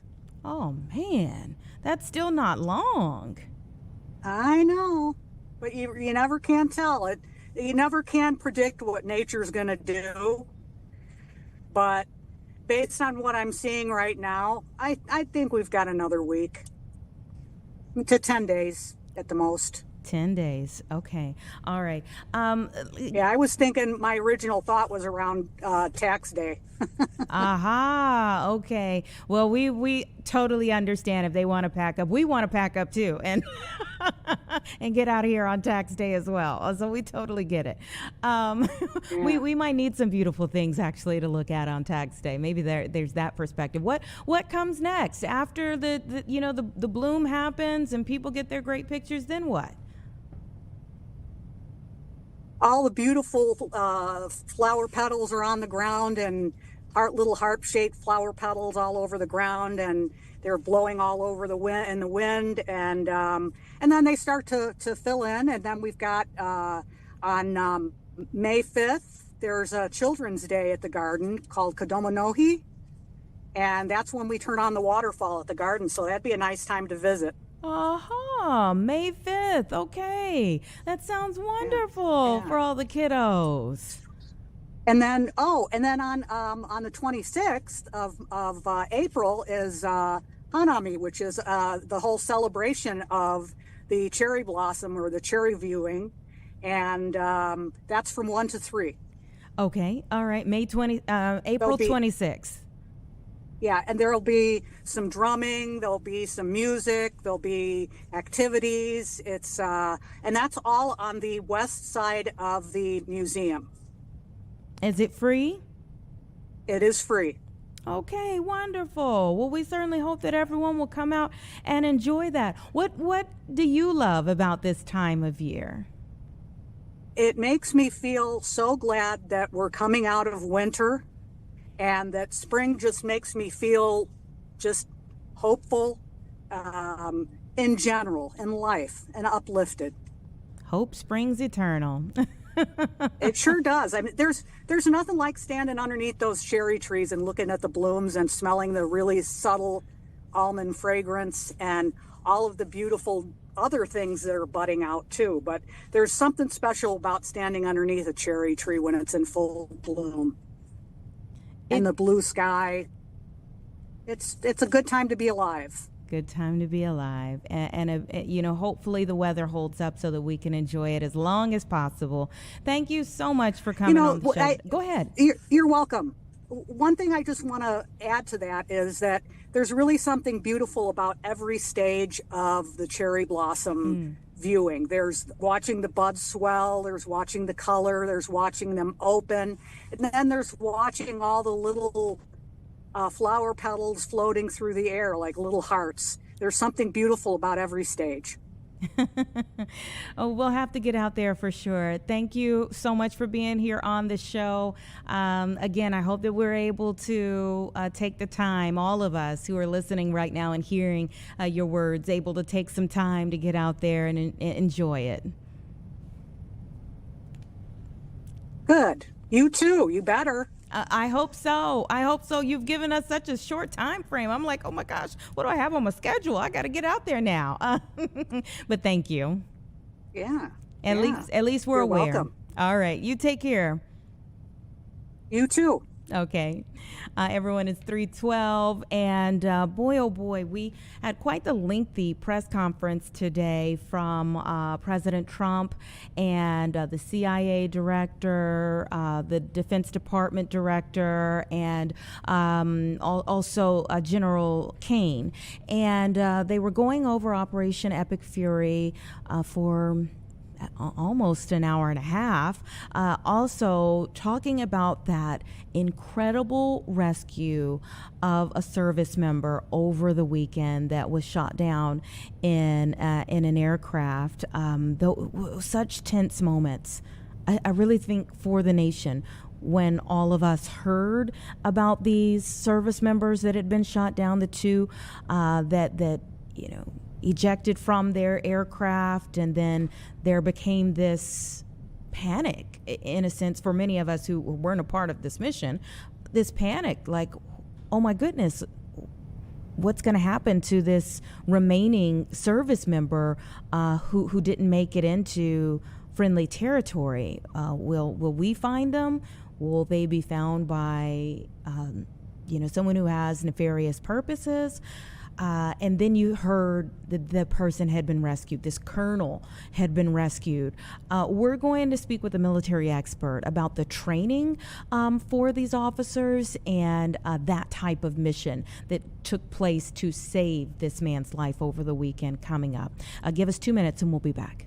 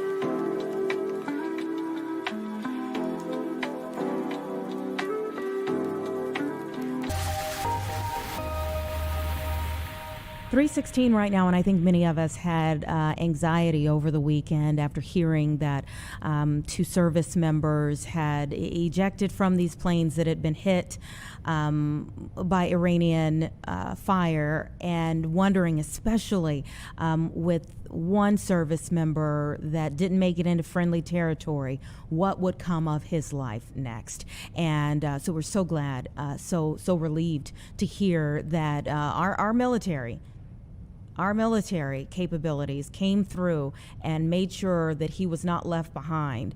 But at what cost? Let's go ahead and bring in the Vice President of Global Guardian, who is a retired Army Colonel, Seth Crumrick. Thank you so much for your time. Absolutely. It's wonderful to be here today. Tell me what was going through your mind first when you heard that they took on this attack, and then when there was the rescue operation in play. So I agree with you. It was a very stressful 36 hours, 48 hours when we first got the word that we recovered a pilot, but the other pilot was still missing. Now, I have the luxury of being in my previous life before I joined Global Guardian. I was a Special Forces colonel, and I was focused on the Middle East for 28 years. So the first thing that came to my mind was, hey, I know that we are prepared for this. Because in the planning lead up before this war started, there were combat search and rescue teams in place, ready to go to support our pilots.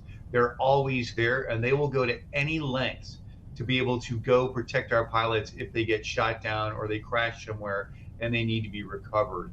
I will say this, and it's called CSAR, is the acronym for it.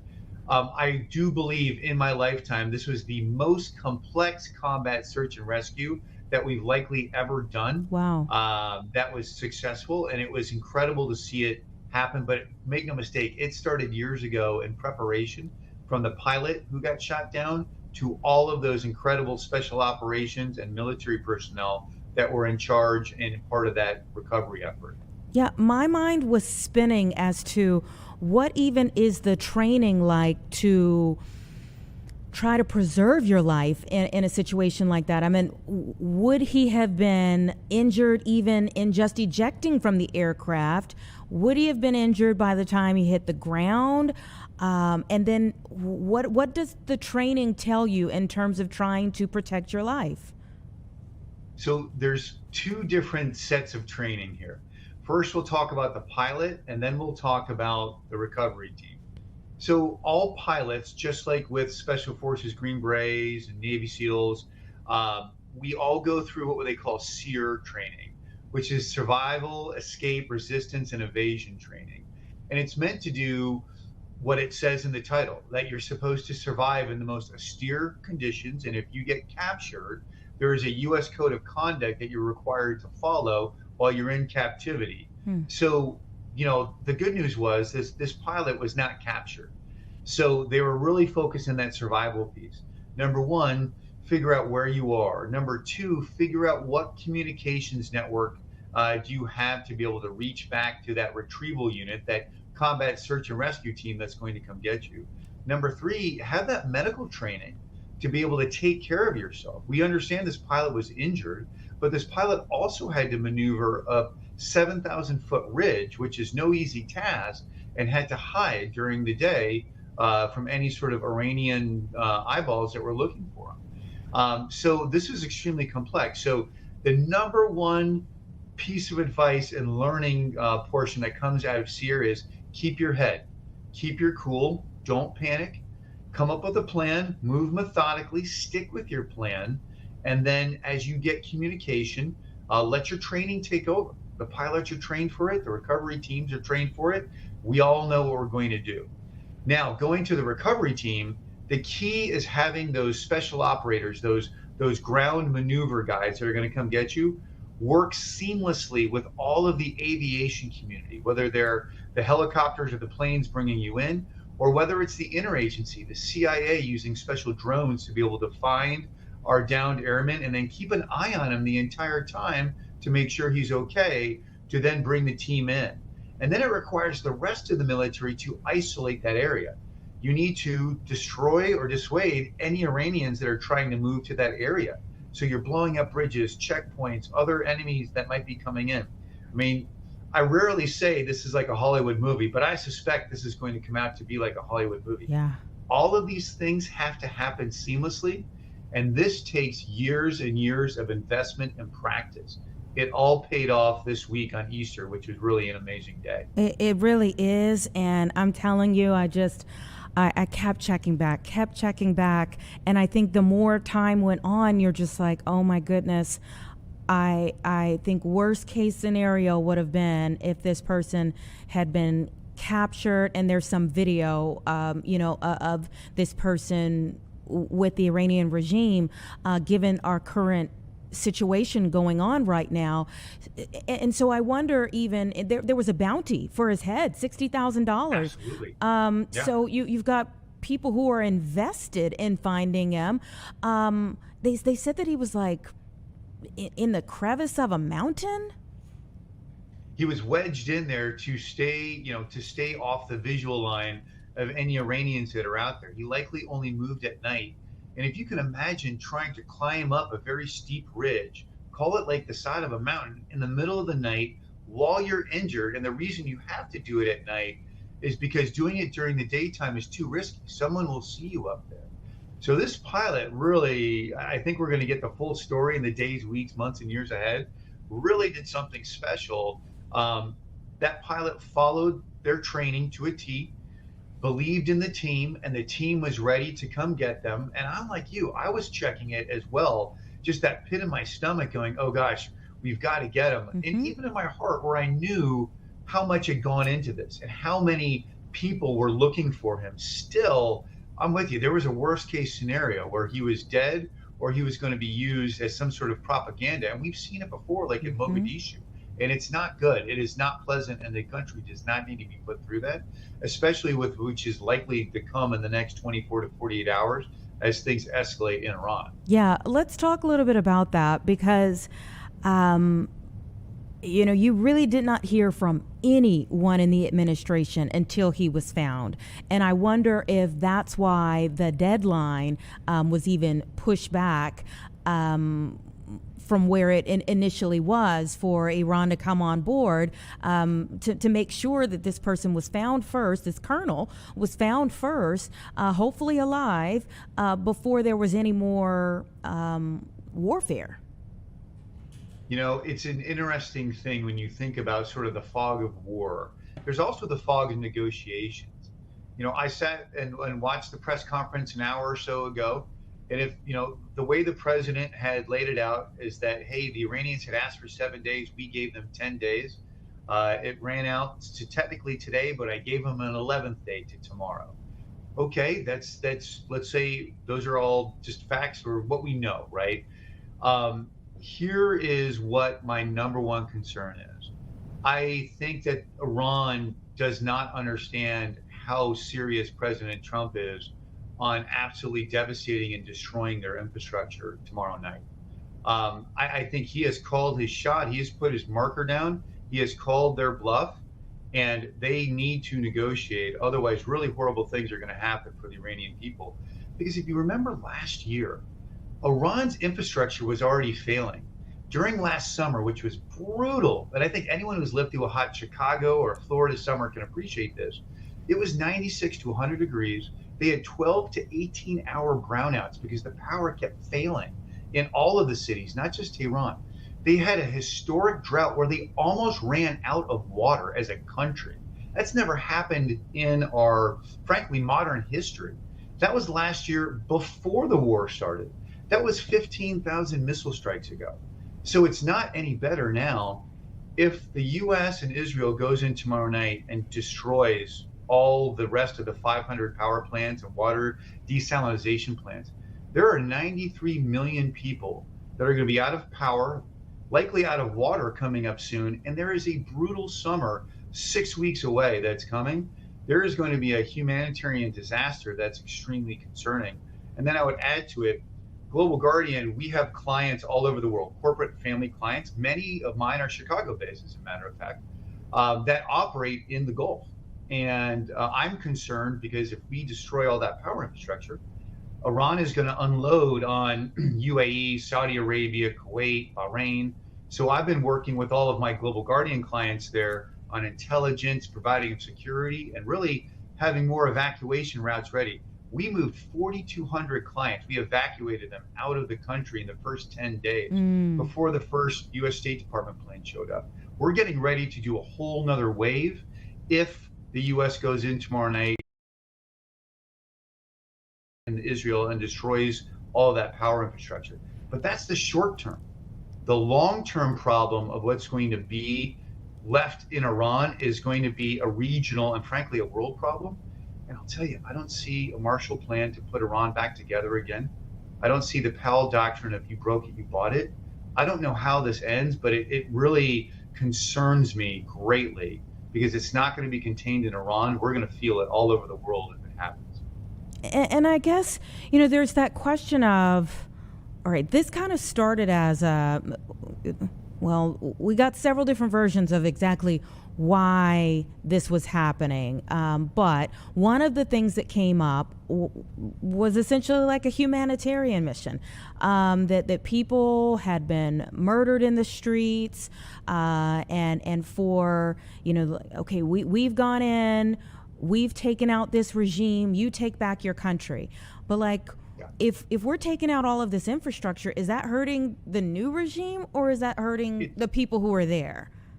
It's a fundamental great question. I mean, truly, it's the heart of this entire conflict, in my personal estimation. So I was one of the first teams in Afghanistan after 9/11. I did years worth of work in Iraq, and I've worked all over the Horn of Africa in my previous career.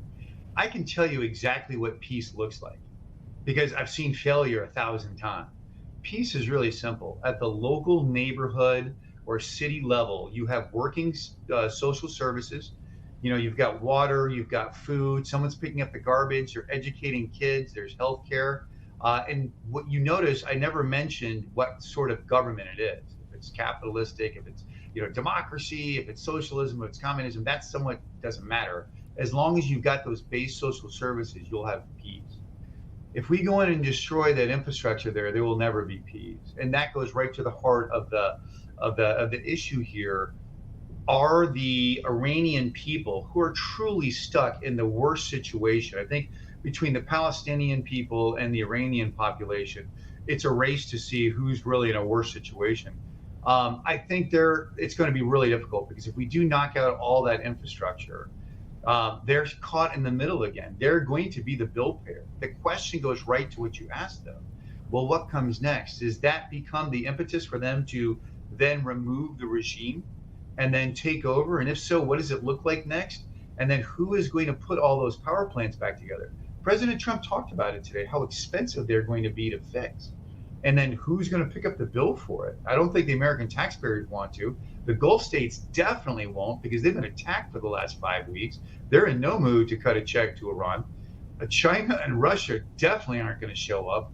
They didn't show up for Venezuela. They're not going to show up for Cuba. They're an awful friend. They're not going to help you financially either.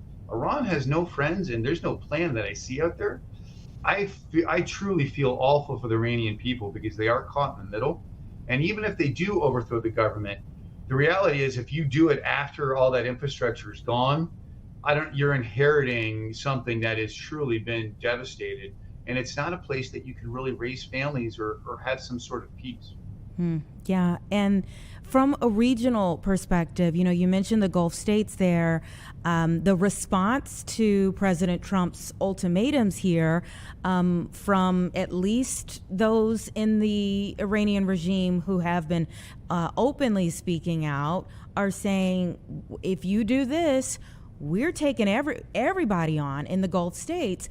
Does that make more enemies of Iran, or does that get them to put the pressure on the U.S. to stop? Well, this is where Iran has made yet another strategic misstep.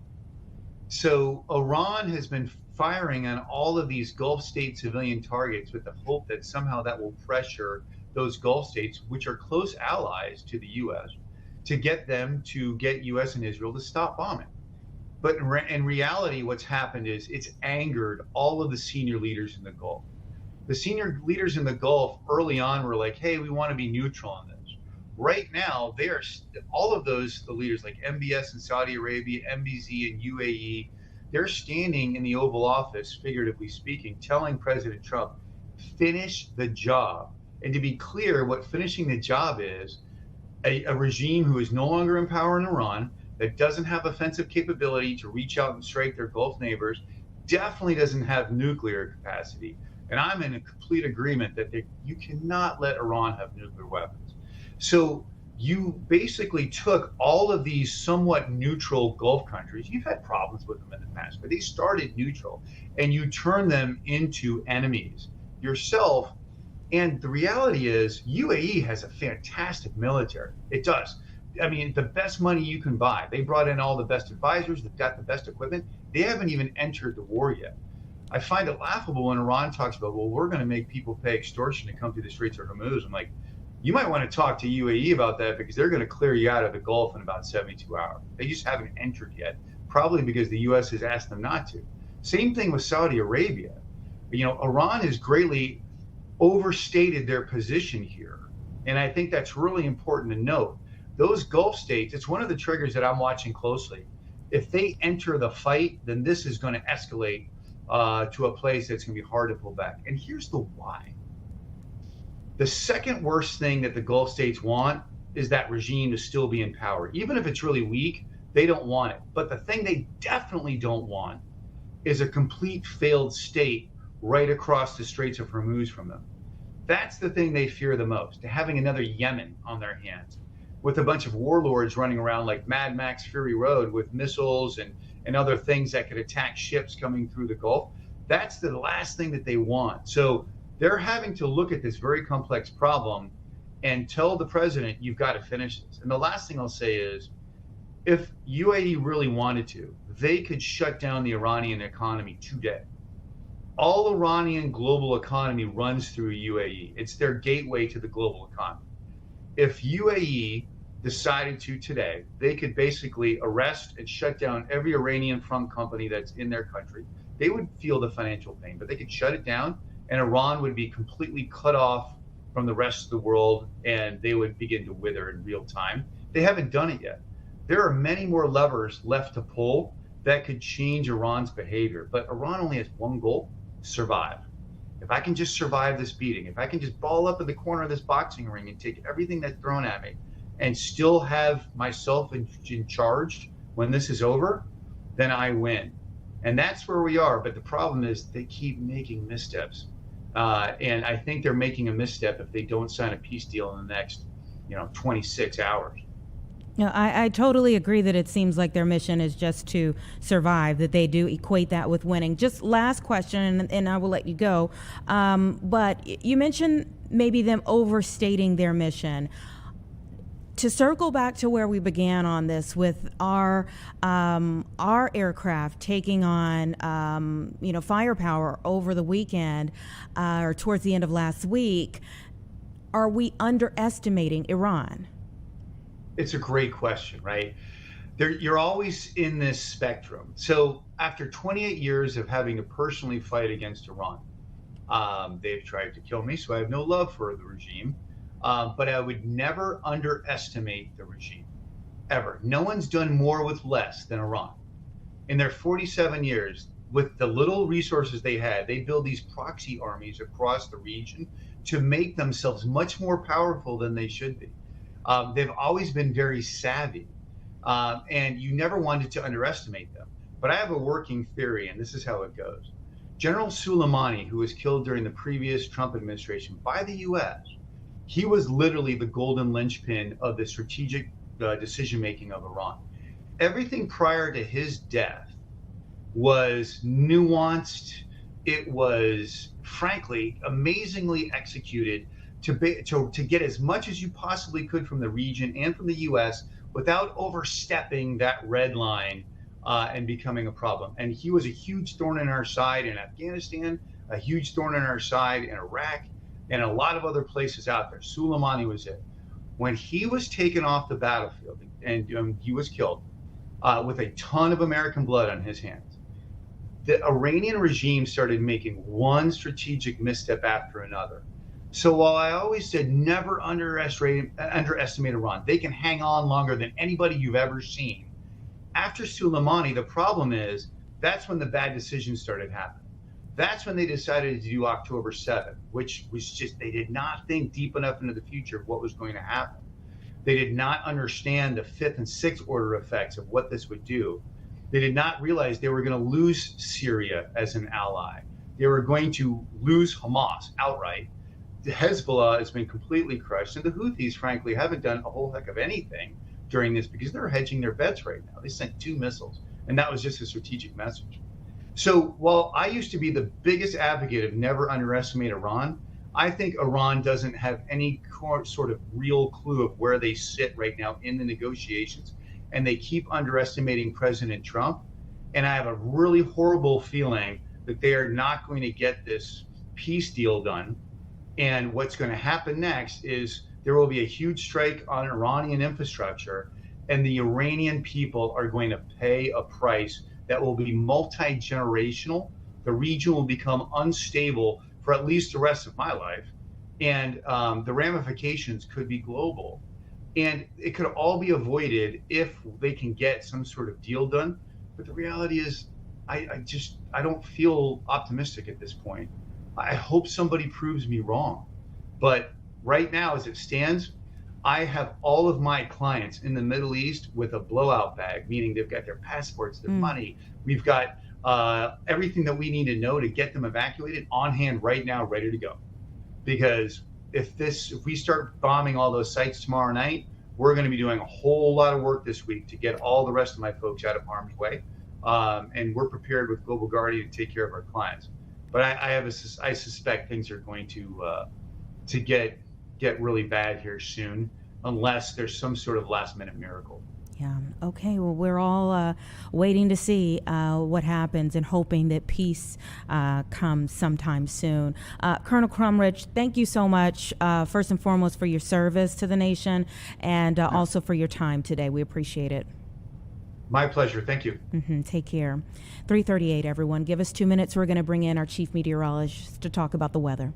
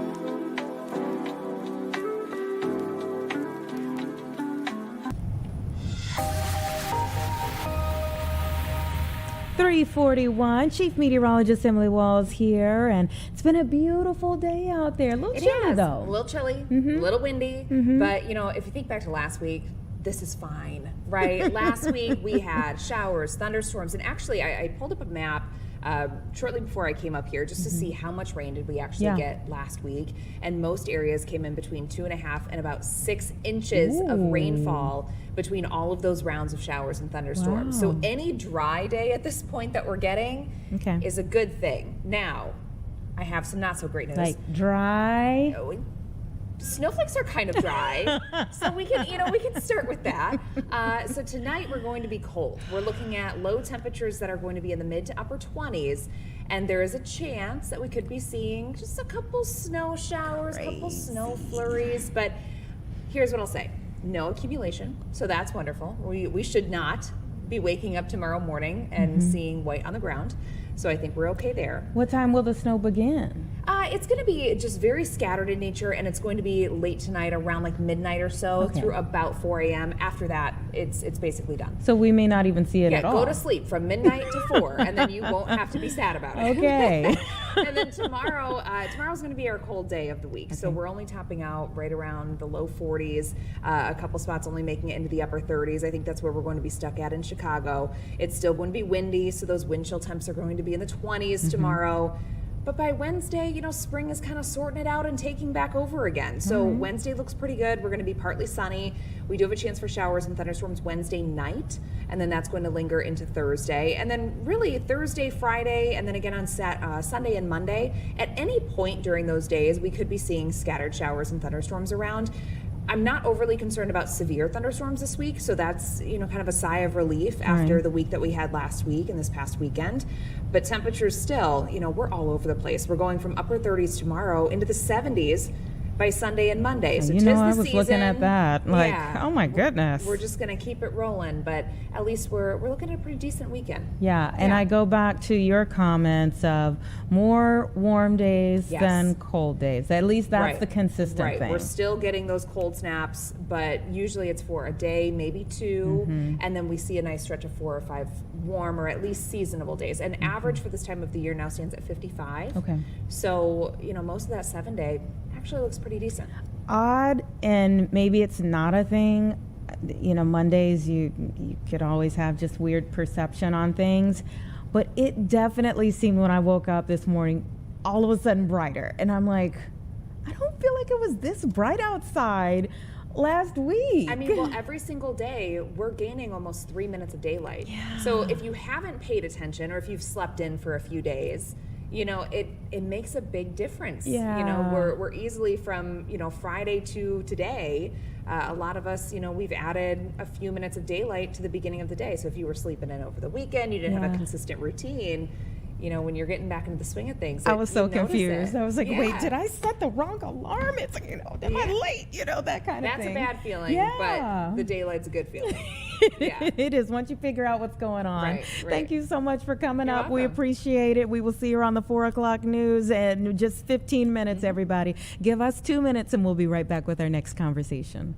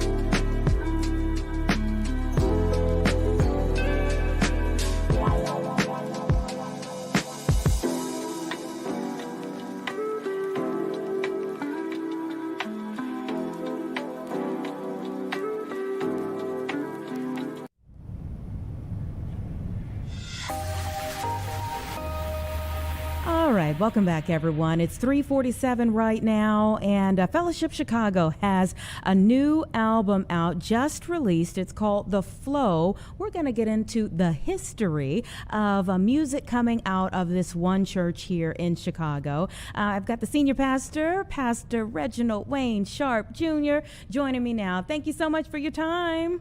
Hey, how you doing? Doing all right. I know it was a super busy weekend for you, so thanks for continuing to keep trudging.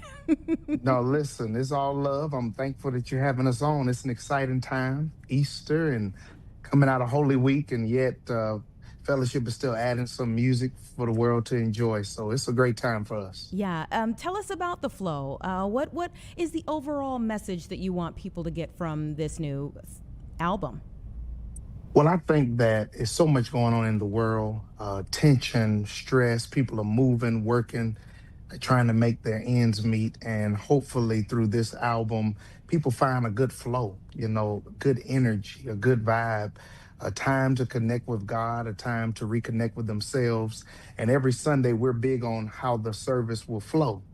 And so the hope is through this album, people find their flow as well, for how they're going to live, how they're going to pursue their dreams, how they're going to remain encouraged and inspired to keep flowing forward in spite of everything that may be on their plates. And that's a lot on people's plates. Music has been flowing through Fellowship Chicago for many, many years. Give us a bit of a history lesson.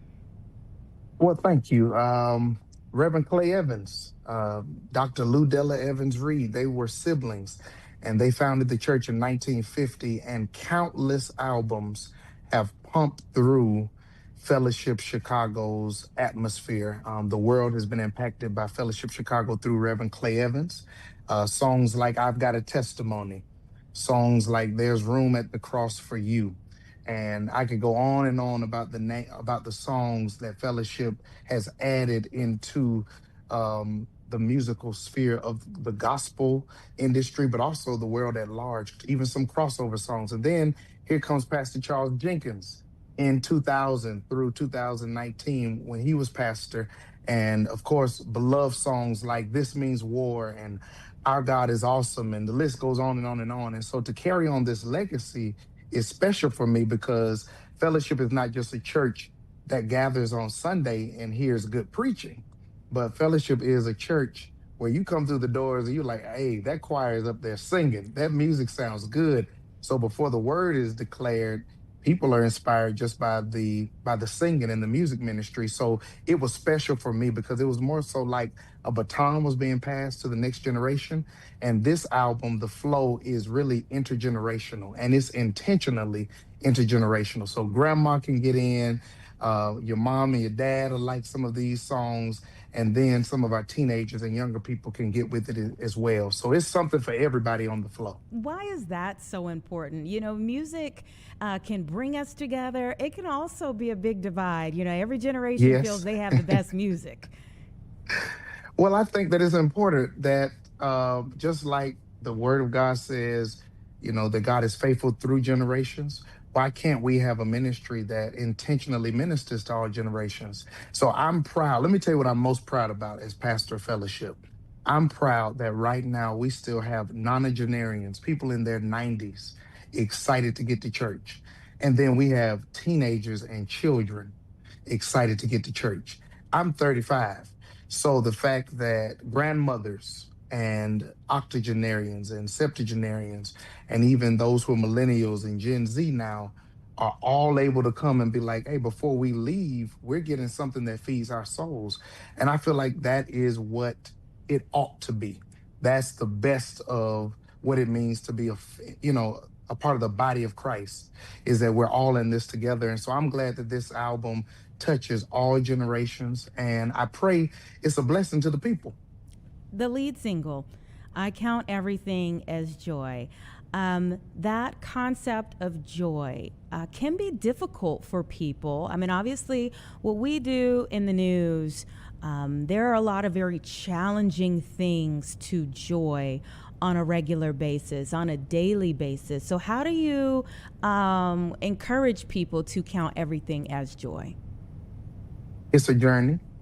I'm not going to, mislead anyone that life is always exuberant and every day is not all sunshine. Even for me in 2023, my grandmother, who was really like a second mom to me, passed. Before the year was over in December of that same year, my dad passed, and countless church members passed in 2023. It was a heavy, heavy year. But through all of that, that's where I learned about joy. And joy is not the absence of tragedy or even sadness, but joy is a choice to say that I'm going to focus on what is still good. I'm going to focus on what I still have. And joy is really an extension of God's grace. And so you can count everything as joy in hindsight, but you got to get through the storm to be able to look back and say, hey, that rain also waters some necessary flowers. Yeah, that was a rough moment in life, but I learned something about myself, and I learned something about the people who really care about me, and I learned something about God. So on the end of the journey is when you can look back and say, I count everything as joy in Christ Jesus. And you can count it all joy. That's out of the book of James. And so I encourage people that, hey, there are some tough decisions you have to make. The world is in a place of tumult right now. There are wars, there are disagreements, there's division, there's bigotry. The list goes on and on and on. And in the midst of all of that, there's still joy. And sometimes you just have to look up at the sky and look at the flowers and look at your loved ones and find the joy even in the little things. Yeah, we were having a discussion earlier in the hour with a woman who's a part of a religious program that's doing some educational programming for Aurora schools. And one of the things that she talked about was the fact that so many people are seeking just something positive right now. Right. I wonder your thoughts on, and we even had this conversation too, I think with Father Gilger last week about people turning back to church that may have walked away some years ago. What do you think it is that's making people want something positive right now, some joy? I think that we're just inundated with so much negativity and divisiveness. And, that's not the way humans survive. We don't survive like that. We survive off of community. We survive being grounded. We survive being centered. And I think that the church is a place. It is a faith community where you can be grounded, you can be centered, you can enjoy being in community with each other. I think folks are thirsting just for that. And here's one of the quotes I just made up some years ago, and people keep quoting it. I forgot I said it, Anita, but it's so good. I said, since you can't cancel pain, you have to schedule joy. And that has revolutionized our church, my life, and a lot of people who have heard that quote, because literally you have to go in your schedule and say, where can I schedule joy? Okay, where am I going out to eat next that I've never been? When is my next vacation? When is my next pause? When is my next getaway? When am I going to take a walk by the lake? When am I going to go to a museum and just enjoy art? When am I going to take the kids and we're just going to go and have a picnic outside on the grass when it warms up a little bit? I just heard y'all talking about the weather. We got to wait till it warms up a little bit more. But still, I think we have to schedule joy, because we will not be able to control pain. You cannot cancel tragedy. You cannot do anything about the ebbs and flows and the vicissitudes of life that they just come with life. So since you can't cancel all of that, make sure you schedule joy, schedule enjoyment, schedule happiness, schedule things that create lightheartedness and adventure. And I think when you have that kind of intentionality, that's a part of the flow. That's how you flow through life with God in a way that's healthy and centered and grounded. I think so. Thank you for putting it in perspective for us. Again, Senior Pastor of Fellowship Chicago, Reverend Reginald Wayne Sharp Jr.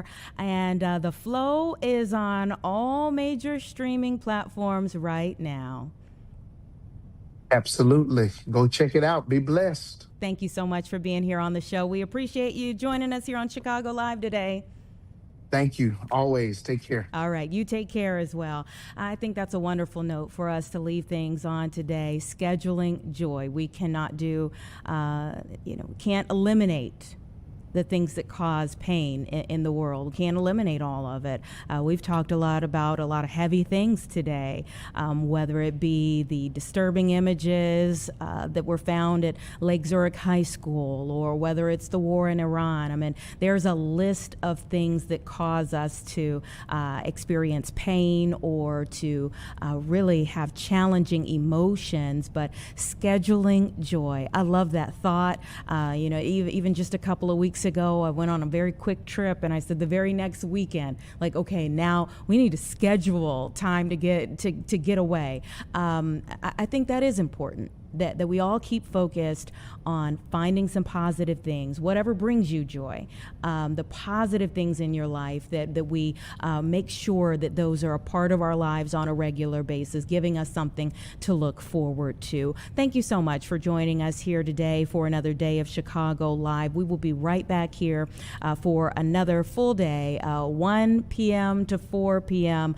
Yet again tomorrow, and we certainly hope that you will join us there as well.